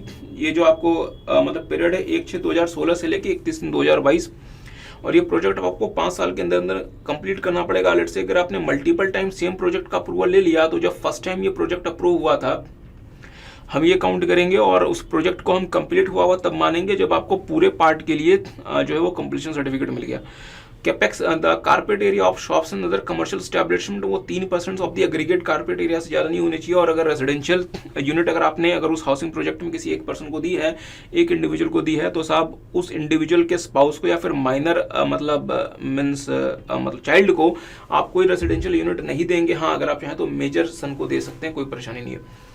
SSC को साहब separate books accounts maintain करने पड़ेंगे, और कुछ plot वगैरह के साथ conditions देख लें। लेट्स से कि अगर आपका हाउसिंग प्रोजेक्ट है in the city of Chennai, Kolkata, Mumbai, Delhi, अच्छा, तो जिस प्लॉट ऑफ लैंड में आप उस हाउसिंग प्रोजेक्ट को कंस्ट्रक्ट कर सकते हैं वो कम से कम 1000 स्क्वायर मीटर का होना चाहिए, और अगर बाकी एरियाज में साहब तो 2000 स्क्वायर मीटर का होना चाहिए। जो carpet area of the residential unit होगा उसका साइज 30 स्क्वायर मीटर से ज्यादा नहीं होना चाहिए। 30 स्क्वायर मीटर, साहब 30 स्क्वायर मीटर में एक ढंग का ऑफिस नहीं बनता। इन्होंने कहा कि पूरा का पूरा घर बना दो। अगर बाकी प्लेस में है तो साहब 60 स्क्वायर मीटर से ज्यादा नहीं होना चाहिए। और आपका जो फ्लोर एरिया रेशियो है वो कम से कम 90% होना चाहिए और नॉट लेस देन 80% होना चाहिए। आगे आते हैं, लेट्स से कि अगर आपका ये हाउसिंग प्रोजेक्ट अप्रूव हुआ है 1 सितंबर 2019 या उसके बाद, तो क्या क्या कंडीशंस हैं। तो साहब सिटीज को बढ़ा दिया गया। पहले था दिल्ली, मुंबई, कोलकाता और मतलब चेन्नई। अब इन्होंने क्या क्या इंक्लूड कर दिया उसमें, बेंगलुरु को भी शामिल कर दिया, एनसीआर को भी जोड़ दिया। एनसीआर बोले तो नोएडा, गाजियाबाद, गुरुग्राम और फरीदाबाद, साथ में हैदराबाद को जोड़ दिया। और कोलकाता, मुंबई तो पहले भी थे। जिस प्लॉट पे आपको बनाना है वो 1000 स्क्वायर मीटर से कम का नहीं होना चाहिए। अदर एरियाज में भी मतलब 2000 स्क्वायर मीटर। अब इन्होंने लोगों की बात सुनी और रेसिडेंशियल यूनिट के साइज को बढ़ाना अलाउ कर दिया। पहले था 30 मीटर, अब इसको बढ़ा के कर दिया 60 स्क्वायर मीटर और अदर्स के लिए 90 स्क्वायर मीटर। ठीक है, अच्छा देखेंगे मेरे साथ साथ, अगर आपने लेट से उस हाउसिंग प्रोजेक्ट में कोई भी यूनिट किसी इंडिविजुअल को अलॉट किए साहब, तो आप उसके फैमिली मेंबर को मींस स्पाउस को और माइनर चाइल्ड को अलाउ नहीं कर सकते। हम मेजर चाइल्ड को अलाउ कर सकते हैं। The project is the only housing project of the on the plot of area referred above. Means जिस प्लॉट में आप यहाँ पे, इसमें साहब सिर्फ एक ही हाउसिंग प्रोजेक्ट होगा। अगर आप लेट से मल्टीपल हाउसिंग प्रोजेक्ट अगर आप यहाँ पे मतलब डेवलप कर रहे हैं तो 80IBA में आप सिर्फ और सिर्फ एक प्रोजेक्ट के लिए आप वो कंडीशन ले सकते हैं। The project is only housing project on the plot of area referred above. और दूसरा इसका ये भी इंटरप्रिटेशन है डियर कि आप उस वाले प्लॉट में कोई और हाउसिंग प्रोजेक्ट आप मतलब डेवलप ही नहीं कर सकते, भले आप उसके लिए मींस क्लेम करें, चाहे 80IB चाहे क्लेम ना करें। आपको अपने सारे के सारे प्रोजेक्ट्स के लिए सेपरेट बुक्स अकाउंट्स मेंटेन करने पड़ेंगे। और स्टैम्प ड्यूटी वैल्यू उस रेजिडेंशियल यूनिट की वो 45 लाख रुपए से ज़्यादा नहीं होनी चाहिए, ये इंपॉर्टेंट है। और हाँ, अगर लेट्स से कि ये कॉन्ट्रैक्ट वर्क्स कॉन्ट्रैक्ट के फॉर्म में दिया गया है तो वर्क्स कॉन्ट्रैक्ट वालों को 80IB क्लेम करना अलाउड नहीं है। जो ओरिजिनल कॉन्ट्रैक्टर होगा सिर्फ वो क्लेम कर सकता है। ठीक है, और अगर आपने 5 साल के अंदर अंदर उस प्रोजेक्ट को कंप्लीट नहीं किया तो 5 साल, तो जिस साल 5 साल एक्सपायर होते हैं 80IB में आपने जितना भी अमाउंट क्लेम किया वो आपकी बिजनेस इनकम बन जाएगा। आगे आते हैं dear, special provisions in respect of certain undertakings in north eastern states. आपको पता है दोस्तों, नॉर्थ ईस्टर्न स्टेट्स में हमारे पास कौन कौन से स्टेट्स हैं, अरुणाचल प्रदेश, असम, मणिपुर, मेघालय, मिजोरम, नागालैंड, सिक्किम एंड त्रिपुरा। ठीक है, देखेंगे तो इनमें आपको क्या क्या करना है। Where the gross total income of the SSC includes profits and gains from an undertaking or business, जो कि सबसेक्शन 2 में रेफर्ड है, आप 100% डिडक्शन क्लेम कर सकते हैं for 10 consecutive assessment year commencing from the initial year कौन सी है, जिस प्रीवियस ईयर में आप कमर्शियल प्रोडक्शन शुरू करते हैं या फिर आप सब्सटेंशियल एक्सपेंशन करते हैं। ध्यान दीजिएगा, कब तक के लिए आप ये काम शुरू कर सकते हैं। 1 अप्रैल 2007 से लेके 31/3/2017 तक। 1 अप्रैल 2017 से साहब इस वाले सेक्शन में मतलब सनसेट क्लॉज आ गया। तो 1 अप्रैल 2017 के बाद अगर आप कोई भी काम शुरू करेंगे तो उस पर 80IA क्लेम नहीं कर सकते। और क्या क्या काम आप कर सकते हैं, टू मैन्युफैक्चर और प्रोड्यूस एनी एलिजिबल आर्टिकल और thing, to undertake substantial expansion या फिर to carry on eligible business. Condition क्या क्या है कि ये जो मतलब बिजनेस एडियर वो स्प्लिटिंग अप के तहत नहीं बनाना चाहिए एक्सेप्ट 33B, और नई प्लांट एंड मशीनरी लगानी। बट आपको पता है पुरानी प्लांट एंड मशीनरी भी आप 20% तक यूज कर सकते हो। और अगर आपने कोई plant and machinery second hand बाहर से इंपोर्ट भी किया तो वो भी अलाउड, हमने आपके साथ 35AD में देखा था। अच्छा, तो लेट्स से कि ये जो साहब जो चीज़ें हैं अगर आपने यहाँ पे क्लेम कर ली तो आप 10AA वगैरह में या फिर किसी और सेक्शन में क्लेम नहीं कर सकते। और लेट्स से कि अगर आपने 80IC में कुछ क्लेम किया हुआ है तो जितने साल आपने 80IC में क्लेम कर लिया उसके बाद आप 80IE में अगर मतलब स्विच हो जाते हैं तो जितने साल आपने 80IC में क्लेम कर लिया उतने साल को माइनस करके आप 80IE में क्लेम कर सकते हैं, क्योंकि अब 80IC रेलेवेंट नहीं है। अच्छा, देखेंगे तो सब्सटेंशियल एक्सपेंशन का मतलब होता है कम से कम 25% ऑफ द बुक वैल्यू आपको बढ़ाना पड़ेगा। एलिजिबल बिजनेस क्या क्या होता है, होटल्स कम से कम 2 स्टार के होने चाहिए, adventure and leisure sports including ropeways, medical and health services, old age home को रन करना, operational vocational training institute for medical management, catering, food craft, entrepreneurship development, nursing and paramedical, civil aviation related training, fashion designing, industrial training. अच्छा, IT centre run करते हैं आप, अगर आप let's say IT hardware या फिर अगर आप बायोटेक का काम करते हैं। 80JJA, अगर आप लेट्स से किसी भी ऐसे बिजनेस में एंगेज्ड हैं, let's say where the gross income of the SSC includes any profits and gain derived from the business of collecting and processing और treating of biodegradable waste.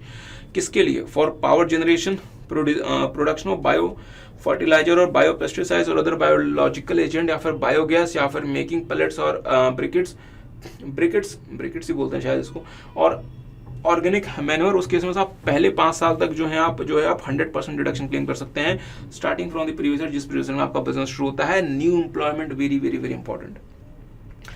Dear friends, Bharat देश में लोगों को एम्प्लॉयमेंट जनरेट करने मतलब देने के लिए सरकार ने ATJJAA शुरू किया, जहां पे सरकार ने कहा कि अगर आप न्यू एम्प्लॉयमेंट जनरेट करते हैं तो जितनी भी आपकी 30% ऑफ एडिशनल एम्प्लॉय कॉस्ट होती है उसको जिस प्रीवियस ईयर में आपने नई एम्प्लॉयमेंट दी है उस साल और उसके 2 और साल तक आप 30% क्लेम कर सकते हैं। तो लेट्स से सर जी हमने ना प्रीवियस ईयर 21-22 में न्यू एम्प्लॉयमेंट दी 100 लोगों को, तो आप उस न्यू एम्प्लॉयमेंट के कॉन्टेक्स्ट में प्रीवियस ईयर 21, 22, 22, 23 और 23, 24 में क्लेम कर सकते हैं। लेट्स से सर हमने ना 22-23 में प्रीवियस ईयर 22-23 में 20 लोगों को और नौकरी दे दी, तो उन 20 लोगों के लिए डियर आप 22, 23, 23, 24 और 24, 25 तक आप क्लेम कर सकते हैं। ध्यान दीजिएगा डियर, 80JJAA में फिलहाल कोई सनसेट क्लॉज नहीं है कि साहब 80JJAA इस डेट के बाद अप्लाई नहीं करेगा। तो हर साल अगर आप कुछ नए लोगों को एम्प्लॉयमेंट देंगे तो उस साल और उसके 2 साल तक आप जो है वो 80JJAA क्लेम कर सकते हैं। बट ध्यान दीजिएगा, लेट्स से कि आपने नई एम्प्लॉयमेंट दी, पहले साल 100 लोगों को, दूसरे साल 10 लोगों को निकाल के 30 लोगों को और हायर कर लिया। मीन्स आपने ये दिखाया कि हमारे पास 30 लोग हमने नए हायर किए, बट न्यू एम्प्लॉयमेंट ऐसे काउंट नहीं होगा। न्यू एम्प्लॉयमेंट काउंट होगा कि आपके टोटल नंबर ऑफ एम्प्लॉयज की संख्या में वृद्धि कितनी हुई, मीन्स कितने एम्प्लॉयज बढ़े।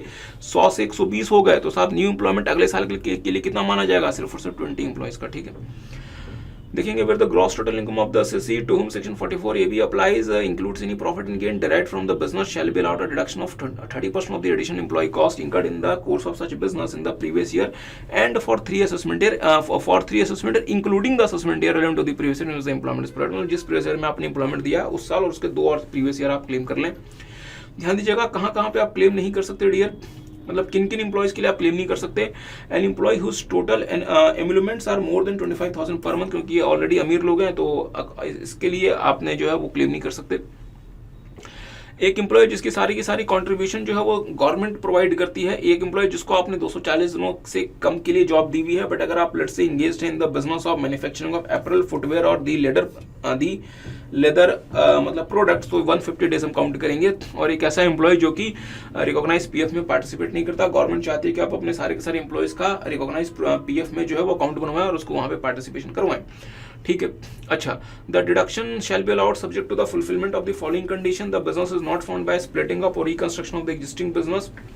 The business is not acquired by the assessee by the way of transfer from another person or as a result of business reorganization। मतलब साहब आपने खुद से उसको स्टैब्लिश किया हुआ है और आपको सीए से एक रिपोर्ट लेके ITR फाइल करने की 1 महीने पहले आपको जमा करनी पड़ेगी। Additional employ cost means the total employments paid or payable to additional employees employed during the previous year. अगर एग्जिस्टिंग बिजनेस है साहब तो क्या होगा, अगर लेट्स से कोई increase in the number of employees नहीं है तो कोई एडिशनल कॉस्ट नहीं है। ध्यान दीजिएगा, अगर increase in the number of employees नहीं तो फिर कोई एडिशनल कॉस्ट नहीं है। तो लेट्स से कि मेरे पास पिछले 4 सालों से 100 एम्प्लॉयज हैं तो मेरे पास कोई एडिशनल एम्प्लॉय नहीं है। हाँ, अगर मैं 10 लोगों को नई नौकरी देता हूं तो वो 10 लोग मेरे लिए एडिशनल एम्प्लॉयज हैं। ठीक है, और हाँ, अगर आप लेट्स से कुछ नए लोगों को हायर भी करते हैं साहब, बट उनकी जो आपको सैलरी वगैरह है means employments are paid otherwise in by account payee cheque, तो आपको उसको जो है वो account payee check, bank draft या फिर आपको इलेक्ट्रॉनिक क्लियरिंग सर्टिफिकेट या प्रिस्क्राइब्ड मोड मतलब debit card, credit card, net banking, IMPS, UPI, RTGS, NEFT और भीम आधार पे के तहत देना पड़ेगा। अच्छा, अगर आप बिल्कुल नया बिजनेस स्टार्ट करते हैं डियर तो आपके लिए जो एडिशनल एम्प्लॉय होंगे वो सारे के सारे एम्प्लॉय होंगे जो कि आपने नए साल में जिनको जॉब दी है। कहते हैं साहब provided further that in case of the first year of the new business employments paid or payable to the employ employed during that previous year shall be deemed to with additional employ cost. तो साहब ये तो बहुत अच्छी बात है कि पहले साल अगर हमने अपना बिजनेस शुरू किया तो सारे के सारे एम्प्लॉय हमारे नए एम्प्लॉय हैं, बट वो बिजनेस कैसा नहीं होना चाहिए। The business is not found by splitting up or reconstruction of an existing business or by in the form of acquiring, मतलब आपको खुद से स्टार्ट करना पड़ेगा। अच्छा, तो हमने सारी की सारी बातें आपके साथ देख ली। और हाँ, ध्यान दीजिएगा, अगर लेट्स से कि अगर आपने अपने एम्प्लॉयज को साहब जो जॉब दी है वो 240 डेज या 150 डेज से कम है, तो जिस प्रीवियस ईयर में आपने इनको 240 डेज या 150 डेज से कम जॉब प्रोवाइड की है वो साल काउंट नहीं होगा, बट उसके अगले साल से जो है आप उसको कंसिडर कर सकते हैं। In the years succeeding years अगर वो 240 डेज या फिर 150 डेज या उससे ज्यादा के लिए एम्प्लॉयड है। आगे आते हैं, ये सारी बातें हो गई। अच्छा, ATLA deduction in respect of certain income of offshore banking units in IFSC। तो डियर भारत देश में ऑफशोर बैंकिंग यूनिट कोई नई बात नहीं है, और जो स्पेशल इकोनॉमिक जोन्स हैं, जब 2005 में स्पेशल इकोनॉमिक जोन एक्ट आया था तो इसका एक और पर्पस था कि भारत देश में ऑफशोर बैंकिंग यूनिट्स बने। What I mean by offshore banking units के साथ ऐसे बैंकिंग यूनिट जो रहें तो भारत में, बट अपना ज्यादातर काम जो है वो मतलब विदेशियों से करें, मीन्स नॉन रेजिडेंट लोगों से करें, ठीक है। और जब से आईएफएससी वाला केस आया है तब से एटीएलए को आईएफएससी के मतलब यूनिट्स को भी एक्सटेंड कर दिया गया कि उनके बेनिफिट्स को भी वो भी क्लेम कर सकते हैं। तो देखेंगे eligible assessee for the purpose of ATLA a scheduled bank having an offshore banking unit in SEZ. तो लेट्स से अगर पीएनबी बैंक का, लेट्स से कि अगर मींस मुंबई सेज में अगर कोई ऑफशोर बैंकिंग मतलब यूनिट है तो पीएनबी बैंक अपने उस वाले मींस ओबीयू के लिए जो है वो मींस डियर फ्रेंड्स क्लेम कर सकता है मींस डिडक्शन अंडर सेक्शन 80 ठीक है। इसी तरीके से any foreign bank having an offshore banking unit in says, ध्यान दीजिएगा फॉरेन बैंक की ऑफशोर बैंकिंग यूनिट होनी चाहिए सेज में। तो लेट्स से बैंक ऑफ अमेरिका की, लेट्स से कि मुंबई के किसी मींस मतलब नॉर्मल एरिया में अगर कोई ब्रांच है तो वो कवर्ड नहीं है। बैंक ऑफ अमेरिका को किसी भी सेज में, आपको पता है डियर भारत देश में बहुत सारे सेज मींस ऑपरेशनल है, किसी भी सेज में एक ऑफशोर बैंकिंग यूनिट बनाना पड़ेगा और उस बैंकिंग यूनिट को साहब वो आरबीआई के तहत अप्रूव्ड होना चाहिए और उसको सिर्फ और सिर्फ वो स्पेसिफिक एक्टिविटीज के लिए यूज कर सकता है ऑफशोर बैंकिंग यूनिट को। और तीसरा जो कि रिसेंटली ऐड हुआ था यूनिट ऑफ आईएफएससी जो कि ऑफशोर जो कि एटीएलए क्लेम कर सकता है। अच्छा, एलिजिबल इनकम जो जिसके लिए डियर फ्रेंड्स आप मींस डिडक्शन क्लेम कर सकते हैं, income from offshore banking unit in a says. तो लेट्स से पीएनबी बैंक का कोई ऑफशोर बैंकिंग यूनिट है सेज में, वो उसके लिए एटीएलए क्लेम कर सकता है। Let's say bank of America का कोई ऑफशोर बैंकिंग यूनिट है सेज में, तो उसके लिए वो एटीएलए क्लेम कर सकता है। आगे देखिएगा, income from the business refer to section 61 of banking regulation act. तो section 61 of the banking regulation act में डियर फ्रेंड्स आपके नॉर्मल बैंकिंग बिजनेसेस के बारे में सारी की सारी बातें जो भी आपके नॉर्मल बैंकिंग बिजनेस हो सकती है। तो सर अगर नॉर्मल बैंकिंग बिजनेस में भी आपको एटीएलए मिलना था तब तो फिर जितने भी हमारे देश में बैंक हैं सबको ही एटीएलए दे दो। नहीं, नॉर्मल बैंकिंग बिजनेस में आपको एटीएलए कब मिलेगा, जब आपने उस बिजनेस को किया है with another undertaking located in says. मतलब साहब आप उसको भारत के हर किसी व्यक्ति के साथ बिजनेस नहीं कर सकते, आप वो वाला बिजनेस किसके साथ कर सकते हैं, किसी दूसरी अंडरटेकिंग के साथ जो कि सेज में है, या सेज को या फिर किसी ऐसे पर्सन के साथ जो सेज को क्या कर रहा है, डेवलप या फिर मींस डेवलप एंड ऑपरेट्स और डेवलप ऑपरेट्स एंड मेंटेन्स। मतलब सिर्फ इन दो प्रकार के लोगों के साथ अगर आप और भी कोई बिजनेस कर रहे हैं उससे जो इनकम होगी वो भी आप एटीएलए में डिडक्शन क्लेम कर सकते हैं, ठीक है। अच्छा, तीसरा, income from any unit of IFSC from its business for which it is being approved for setting up a unit in of such a centre in SEZ. तो साहब आप चाहें तो आप आईएफएससी में आप कोई भी मींस मतलब यूनिट आप स्टैब्लिश कर सकते हैं मतलब सर्विसेज के लिए बेसिकली, और उसके लिए आपको अप्रूवल लेनी पड़ेगी और उस वाले बिजनेस से आपको जो भी इनकम आएगी वो एटीएलए में आप उसका डिडक्शन क्लेम कर सकते हैं। और साथ में income rising from the transfer of the asset being aircraft और शिप। जो साहब फाइनेंस एक्ट 2022 ने शिप को ऐड कर दिया था, पहले सिर्फ एयरक्राफ्ट था, which was leased by a unit of an IFSC referred in clause C to a person provided the unit has commenced operation on or before 31st 2024। तो let's से एक सिंगापुर बेस्ड अगर एक एयरलाइंस या फिर एक aircraft या फिर let's say ship means leasing firm है, सिंगापुर बेस्ड शिप या फिर एयरक्राफ्ट मतलब मींस लीजिंग फर्म है, उस फर्म ने आईएफएससी में अपना एक मींस यूनिट स्टैब्लिश किया, ठीक है। तो एयरक्राफ्ट को या फिर शिप को लीज करना और लीज रेंटल कमाना, ये इसका क्या है, नॉर्मल बिजनेस ऑपरेशन। तो साहब वो जो नॉर्मल बिजनेस ऑपरेशन है वो क्लॉज सी में एग्जेम्प्ट हो जाएगा। बट सर जी बहुत सारे लीज ऐसे भी होते हैं जिसमें जहां पे लीज पीरियड के खत्म होने पे लेसी के पास ऑप्शन होता है या राइट होता है उस लीज्ड एसेट को परचेज कर लेने का। तो हमने आपको वो भी अलाउ कर दिया कि ठीक है सर जी, अगर आप उस एसेट को ट्रांसफर भी कर देते हैं तो उससे जो कैप गेन आएगी वो भी आपकी एग्जेम्प्ट हो जाएगी, या उस ट्रांसफर से जो आपकी मतलब बिजनेस इनकम आएगी वो भी एग्जेम्प्ट हो जाएगी। मतलब लीज रेंटल तो एग्जेम्प्ट हो ही जाएगा, साथ में ट्रांसफर से जो अमाउंट आएगा वो भी एग्जेम्प्ट हो जाएगा, प्रोवाइडेड कि आपने उस आईएफएससी में अपना जो मतलब बिजनेस है, ऑपरेशन है, वो आपने 31/3/2024 तक कमेंस कर दिया हो। एयरक्राफ्ट मीन्स एन एयरक्राफ्ट और हेलीकॉप्टर और इंजन ऑफ एन एयरक्राफ्ट और हेलीकॉप्टर और पार्ट देयरऑफ। इसका मतलब एयरक्राफ्ट में साहब जो बड़े वाले एयरक्राफ्ट आते हैं वो भी आते हैं और साथ में हेलीकॉप्टर्स भी आते हैं और उसके इंजन भी आते हैं।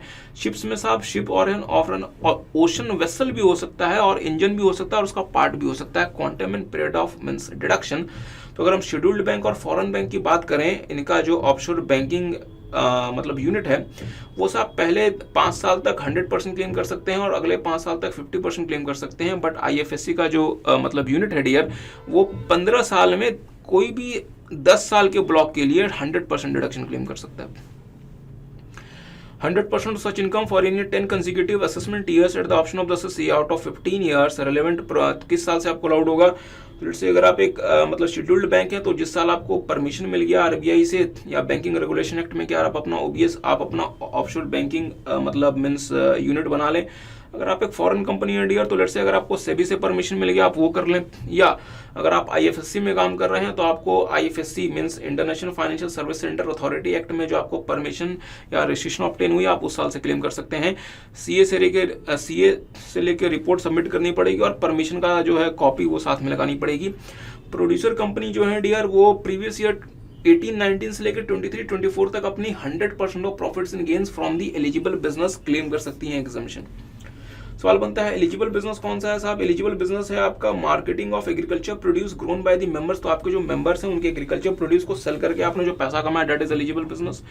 दूसरा, purchase of agriculture implement seeds livestock or other articles intended for agriculture for the purpose of supply to the members, तो अगर आपने मेंबर्स को सप्लाई करने के लिए अगर ये कुछ परचेज किया उस पर जो आपको प्रॉफिट हुआ।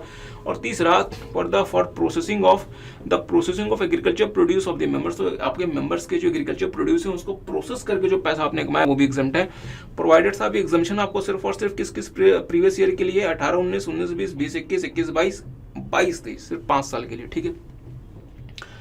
प्रोवाइडेड कि आपका साहब जो टोटल टर्नओवर है वो 100 करोड़ रुपए तक होना चाहिए। तो देख लें the gross total income of the assessee being a producer company having a total turnover of less than 100 crore, ठीक बात है साहब, मींस 100 करोड़ से कम होना चाहिए।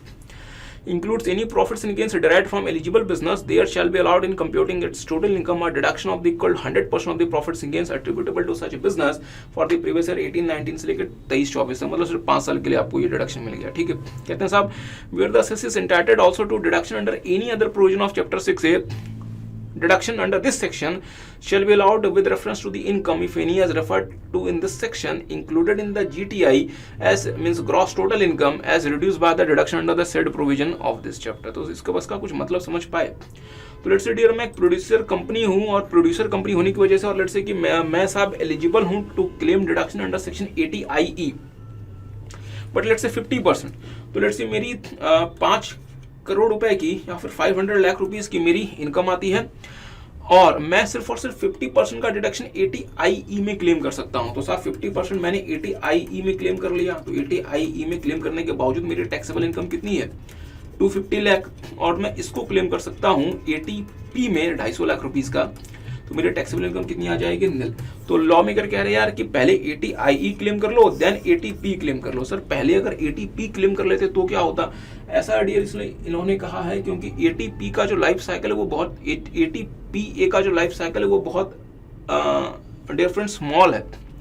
अगर आप 80PA को देखें तो वो आपको 5 साल प्रोवाइड करता है 80PA ये, बट अगर आप 80IE देखें तो आपको 10 इयर्स प्रोवाइड करता है, ठीक है। तो 80PA का लाइफ साइकिल बहुत स्मॉल है और 80IE वगैरह का जो लाइफ साइकिल है वो बड़ा है, इसलिए पहले उनको क्लेम करके फिर बाद में 80PA क्लेम कर लो। अच्छा आगे आते हैं dear friends, deduction respect of royalty income of authors of certain books other than text books. हमने आपके साथ पेटेंट की रॉयल्टी देखी थी असेसमेंट ऑफ मींस PGBP में, और अगर आप ऑथर हैं अगर आपको लेट से बुक्स वगैरह से रॉयल्टी मिलती है तो देख लें।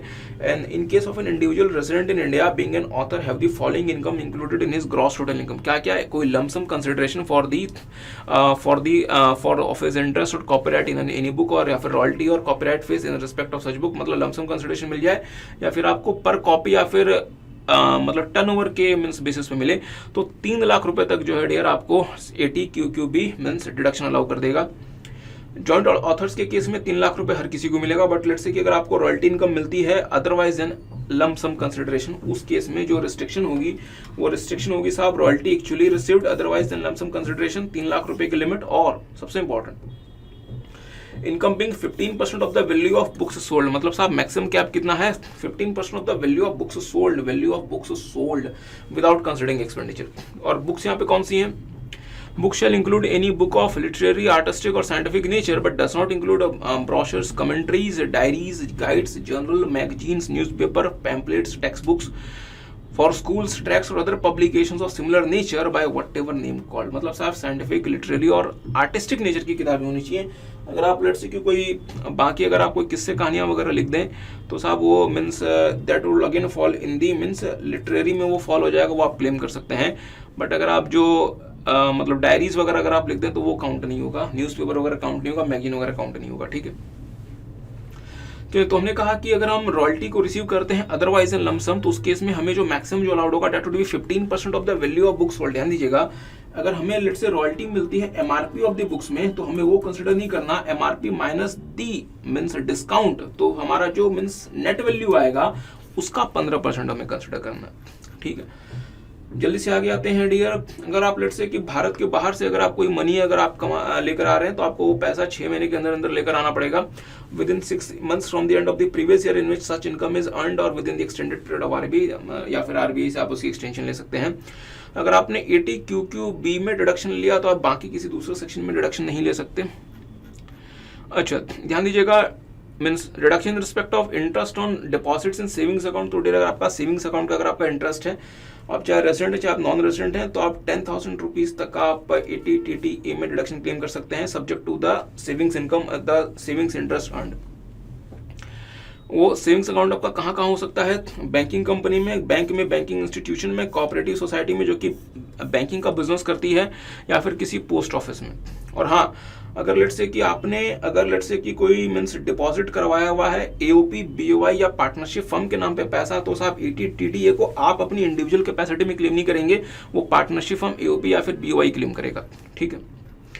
आगे आते हैं 80 TTB। साहब जो 80 TTB है वो सिर्फ और सिर्फ सीनियर सिटीजन्स के लिए है, और सीनियर सिटीजन हमारे कौन से होने चाहिए साहब? रेसिडेंट सीनियर सिटीजन्स होने चाहिए, और वो सिर्फ और सिर्फ 80 TTB क्लेम करेंगे, वो 80 TTA क्लेम नहीं करेंगे। और वो 80 TTB दो चीज़ों पे क्लेम कर सकते हैं, पहला इंटरेस्ट ऑन सेविंग्स अकाउंट और दूसरा interest on other than savings account, मतलब FD वगैरह में भी वो इंटरेस्ट क्लेम कर सकते हैं और 50,000 रुपये तक क्लेम कर सकते हैं। तो लेट्स से कि अगर मैं एक नॉन सीनियर सिटीजन हूँ, अगर मेरी FD वगैरह से इंटरेस्ट आती है तो मुझे कहीं भी डिडक्शन अलाउड नहीं है। अगर मैं नॉन सीनियर मतलब सिटीजन हूँ, अगर मुझे सेविंग से इंटरेस्ट आती है लेट्स से 40,000 रुपीज़, तो मैं 80 TTA में सिर्फ और सिर्फ 10,000 क्लेम कर सकता हूँ। लेट्स से कि अगर मैं सीनियर मतलब सिटीजन हूँ और मेरी लेट्स से सेविंग की इंटरेस्ट आती है 30,000 रुपये और मेरी FD की इंटरेस्ट आती है 40,000 रुपीज़, तो जो मेरी क्यूमुलेटिव इंटरेस्ट है 70,000 रुपीज़, बट मुझे सेक्शन 80 TTB 50,000 रुपीज़ तक का डिडक्शन अलाउ करेगा और मैं 80 TTA क्लेम नहीं कर सकता। डिपॉजिट कहाँ होना चाहिए? किसी भी बैंक में या बैंकिंग कंपनी में या बैंकिंग इंस्टीट्यूशन में, कोऑपरेटिव सोसाइटी में या फिर पोस्ट ऑफिस में आप 50,000 रुपीज़ तक का डिडक्शन क्लेम कर सकते हैं। और अगेन अगर लेट्स से कि डिपॉजिट आपने कोई किया है in the name of AOP, BOI firm, तो साहब वो 80 TTB को कौन क्लेम करेगा? वो फर्म AOP, BOI क्लेम करेगी, उसके बदले आप क्लेम नहीं कर सकते, ठीक है। अच्छा तो डियर अब हम आपके साथ स्टार्ट कर रहे हैं एग्जामिनेशन अंडर सेक्शन 10AA। तो ध्यान दीजिएगा, special provisions in respect of newly established units in special economic zones. तो अगर आप लेट से सेज में एस्टैब्लिश हैं, तो अगर आपने एक्सपोर्ट से कुछ भी पैसा कमाया तो साहब पहले 5 साल 100%, अगले 5 साल 50% और अगले 5 साल 50% subject to the amount you transfer to the special reserve to the SEZ reinvestment reserve account, ठीक है। तो देखेंगे in computing the total income of an assessee being an enterprise as referred to SEZ act from his unit who begins to manufacture और produce an article और thing और provides in his services. और यहाँ पे services में dear friends computer software भी है, और आर्टिकल्स और थिंग में यहाँ पे आप कंप्यूटर सॉफ्टवेयर को भी काउंट करेंगे। और ये कब से कब तक आपको करना है? फ्रॉम द पीरियड 1/4/2005 मीन्स 1/4/2005 से स्टार्ट करके 31/3/2020 तक आपको ये काम शुरू कर देना है, ठीक है। The deduction of the following deduction shall be allowed 100% of the profits and gains derived from the export for a period of 5 consecutive assessment year beginning with the assessment related to the previous year in which the unit begins to manufacture और produce article और thing. उसके अगले 5 साल तक 50% और उसके अगले 5 साल तक भी 50%, प्रोवाइडेड कि अगर आपने कोई पैसा जमा किया है says reinvestment reserve account में, ठीक बात है। अच्छा आगे आते हैं, तो एक्सपोर्ट, तो हमें जो मीन्स 10AA जो हम क्लेम कर सकते हैं डियर, वो किस पे कर सकते हैं? एक्सपोर्ट टर्नओवर पे। तो अमाउंट कितना रहेगा? Computation of profits and gains from export, the profits derived from the export of article और thing including computer software shall be profit of the unit and SEZ into export turnover of the SEZ unit और divided by total turnover. पर ध्यान दीजिएगा dear, export turnover में हम क्या क्या चीजें कंसिडर नहीं करेंगे। Export turnover means the consideration received in India or brought into India by the SSC in respect of the export of the undertaking, but does not include freight, telecommunication charges or insurance attributable to the means delivery of the article or thing outside India, or expenses if any incurred in foreign exchange in rendering the services including computer software outside India। तो उन्होंने कहा कि साहब ये जो दो चीजें हैं ये एक्सपोर्ट टर्नओवर का पार्ट नहीं बनेगी, इनको एक्सपोर्ट टर्नओवर से हटा दो। क्या क्या हटा दो? फ्रेट हटा दो, टेलीकॉम चार्जेस हटा दो, इंश्योरेंस हटा दो, जो कि आपने आर्टिकल और थिंग के लिए किया है, जो कि आपने भारत के बाहर मतलब मीन्स डिलीवर किए हैं। और अगर आपने लेट्स से कि फॉरेक्स में अगर आपने कोई भी एक्सपेंस इंकर किया है भारत के बाहर, तो वो भी आपके एक्सपोर्ट टर्नओवर का पार्ट नहीं बनेगा। और इवन आपने भले कंप्यूटर सॉफ्टवेयर के लिए वो आपने अमाउंट क्यों ना इंक्लूड किया हो। तो सवाल बनता है कि ये हम एक्सपोर्ट टर्नओवर से तो हटा देंगे, तो क्या हमें इसे टोटल टर्नओवर से भी हटाना चाहिए? ध्यान दीजिएगा डियर, सुप्रीम कोर्ट ने HCL टेक्नोलॉजीज के केस में कहा था, ध्यान देंगे different, supreme court in the case of CIT versus HCL मतलब टेक्नोलॉजीज के केस में कहा था कि अगर आप इन दो चीजों को एक्सपोर्ट टर्नओवर से हटाओगे तो टोटल टर्नओवर से भी हटाना, ताकि बैलेंस मेंटेन हो सके। अगर आपने सिर्फ एक्सपोर्ट टर्नओवर से हटा दिया और अगर आपने टोटल टर्नओवर से नहीं हटाया तो ये SSC के साथ अन्याय होगा। तो साहब एक्सपोर्ट टर्नओवर से हटाओगे तो टोटल टर्नओवर से भी हटाना, ठीक है। और CBDT ने इस चीज को एक्सेप्ट किया और कहा कि through the circular number 4/2018 dated 14/8/2018, जो कि डियर इंपॉर्टेंट है क्योंकि एग्जाम में साहब इंस्टीट्यूट इन्हीं चीजों पे आपको जो है वो मतलब चेक करता है।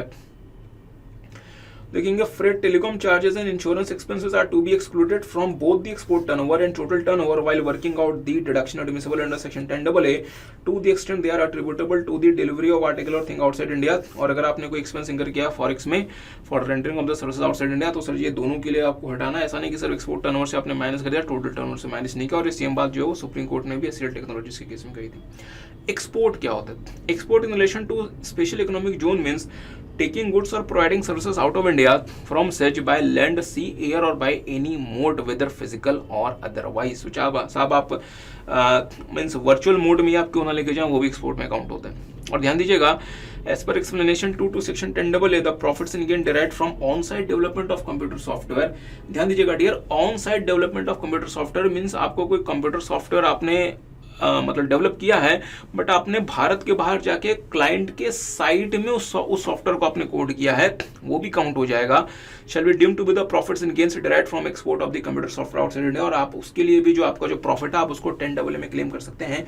CBDT ने डियर एक मतलब सर्कुलर के थ्रू कहा था कि अगर आप on site development of computer software करते हैं तो उसके लिए जरूरी है कि उसके लिए जो अग्रीमेंट वगैरह हो, उस अग्रीमेंट का कोई ना कोई लिंकेज, कोई ना कोई मीन्स नेक्सस होना चाहिए आपके उस सेज यूनिट के साथ। अगर लेट्स से कोई भी लिंकेज नहीं है तो आपको फिर उसके लिए 10AA क्लेम करने में परेशानी हो सकती है।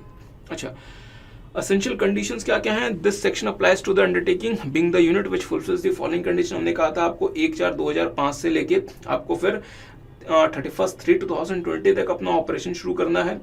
तो ये अजीब सी बात यहाँ पे लिखी हुई है, असेसमेंट ईयर 6/7, असेसमेंट ईयर 6/7 का मतलब प्रीवियस ईयर 5/6 मतलब साहब 1/4/2005। उन्होंने कहा असेसमेंट ईयर 20-21 तक मतलब प्रीवियस ईयर 19-20 तक मीन्स 31/3/2000 मीन्स मतलब 20। तो इस वाले पीरियड में आपको अपना काम शुरू करना है।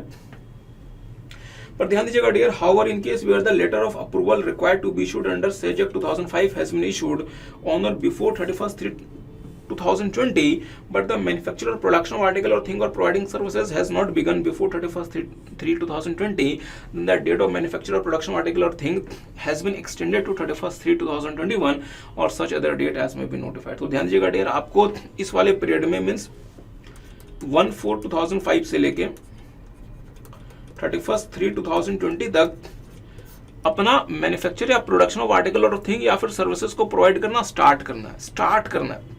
अप्रूवल तो आप पहले ही ले लेंगे, मतलब ये इस वाले पीरियड में स्टार्ट हो जाना चाहिए। In this period you should start. But आपको पता है डियर, हमारे देश में खास बात हो गई थी कोरोना।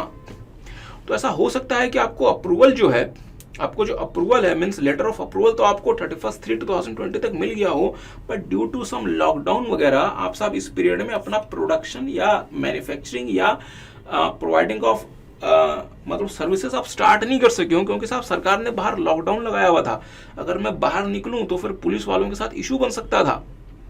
तो ऐसे में मैं कैसे स्टार्ट करता? तो लॉ मेकर ने कहा चलो कोई बात नहीं यार, हमने जो है वो सनसेट क्लॉज लगाया हुआ है 2020 के बाद हम आपके लिए इसको एक्सटेंड कर देते हैं और हम इसको लेके चले जाते हैं 31/3/2021 और अगर फर्दर भी एक्सटेंड करना पड़ा उसको भी हम नोटिफाई कर देंगे, ठीक है।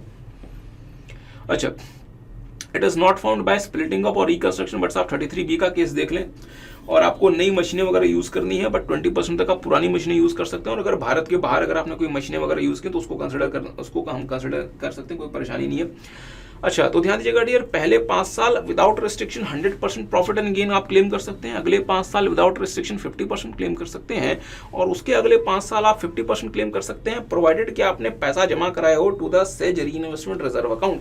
और जो पैसा आपने says reinvestment reserve account में जमा करा है उस पैसे का क्या करना है, ध्यान दीजिएगा।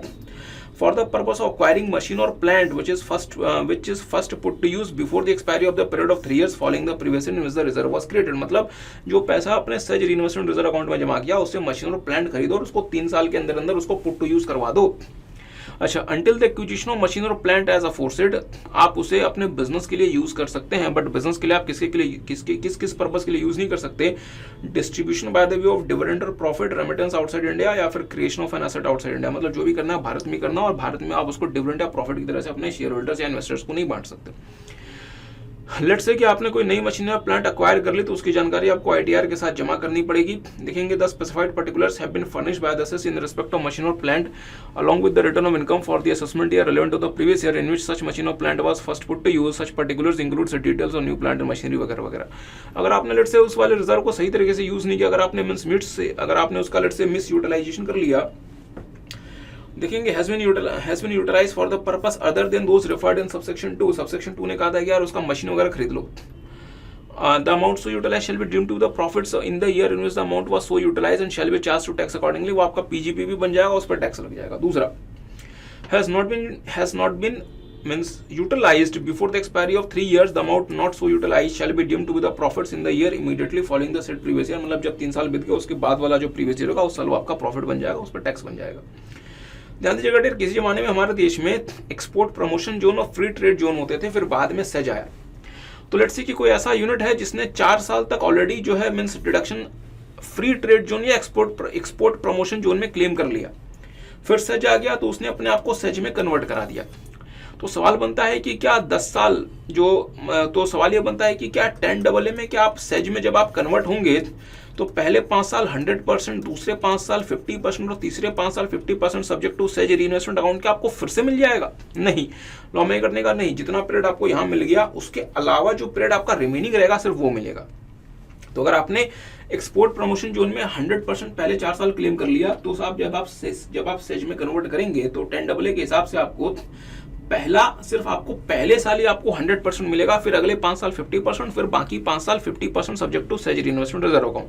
पर सर एक बात बताओ, अगर लेट्स से कि मैंने अपनी पूरी की पूरी टैक्स हॉलिडे की लाइफ एंजॉय कर ली फ्री ट्रेड जोन में, एक्सपोर्ट प्रमोशन जोन में, फिर सेज आ गया और तो मैं अगर अपने आप को सेज में कन्वर्ट कर लेता हूं तो क्या मुझे ये 15 साल फिर से अलाउड हो जाएगा लॉ में करने का? नहीं। अगर एक बार आपको पार्टी मिल गई उसमें खुश रहो, बार बार पार्टी नहीं मिलेगी।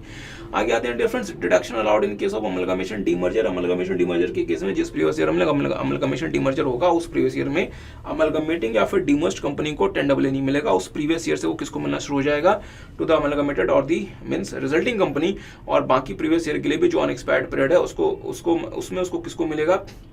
अच्छा ध्यान दीजिएगा, where the undertaking begins the unit, where the undertaking being the unit which is entitled to the deduction under this section is transferred before the expiry of the period specified in this section to another undertaking being the unit in the scheme of amalgamation or demerger, no deduction shall be admissible under this section to the amalgamating or demerged unit being the company for the previous year in which amalgamation or demerger takes place, and the provision of this section shall as they have been applied to the amalgamating or demerged company as if the amalgamation or demerged as would they have been applied to।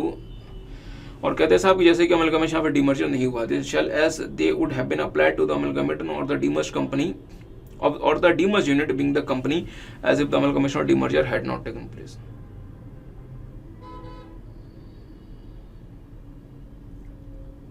अच्छा आगे आते हैं applicability of ATIA 8 से 10 हमने आपके साथ already देखा था। और अगर आपने लेट से 10AA क्लेम कर लिया डियर तो आप 35AD क्लेम नहीं कर सकते। और SCL टेक्नोलॉजी से केस में हमने देखा था कि जो फ्रेट टेलीकम्युनिकेशन चार्जेस वगैरह हैं, या फिर जो इंश्योरेंस वगैरह है, या फिर जो एक्सपेंडिचर आपने फॉरेक्स में आउटसाइड इंडिया इंकर किया है, वो आपके एक्सपोर्ट टर्नओवर से भी घटेगा और वो आपके टोटल टर्नओवर से भी घटेगा। तो हमने आपके साथ डियर चैप्टर 6A के मतलब मीन्स डिडक्शन और 10AA देख लिया।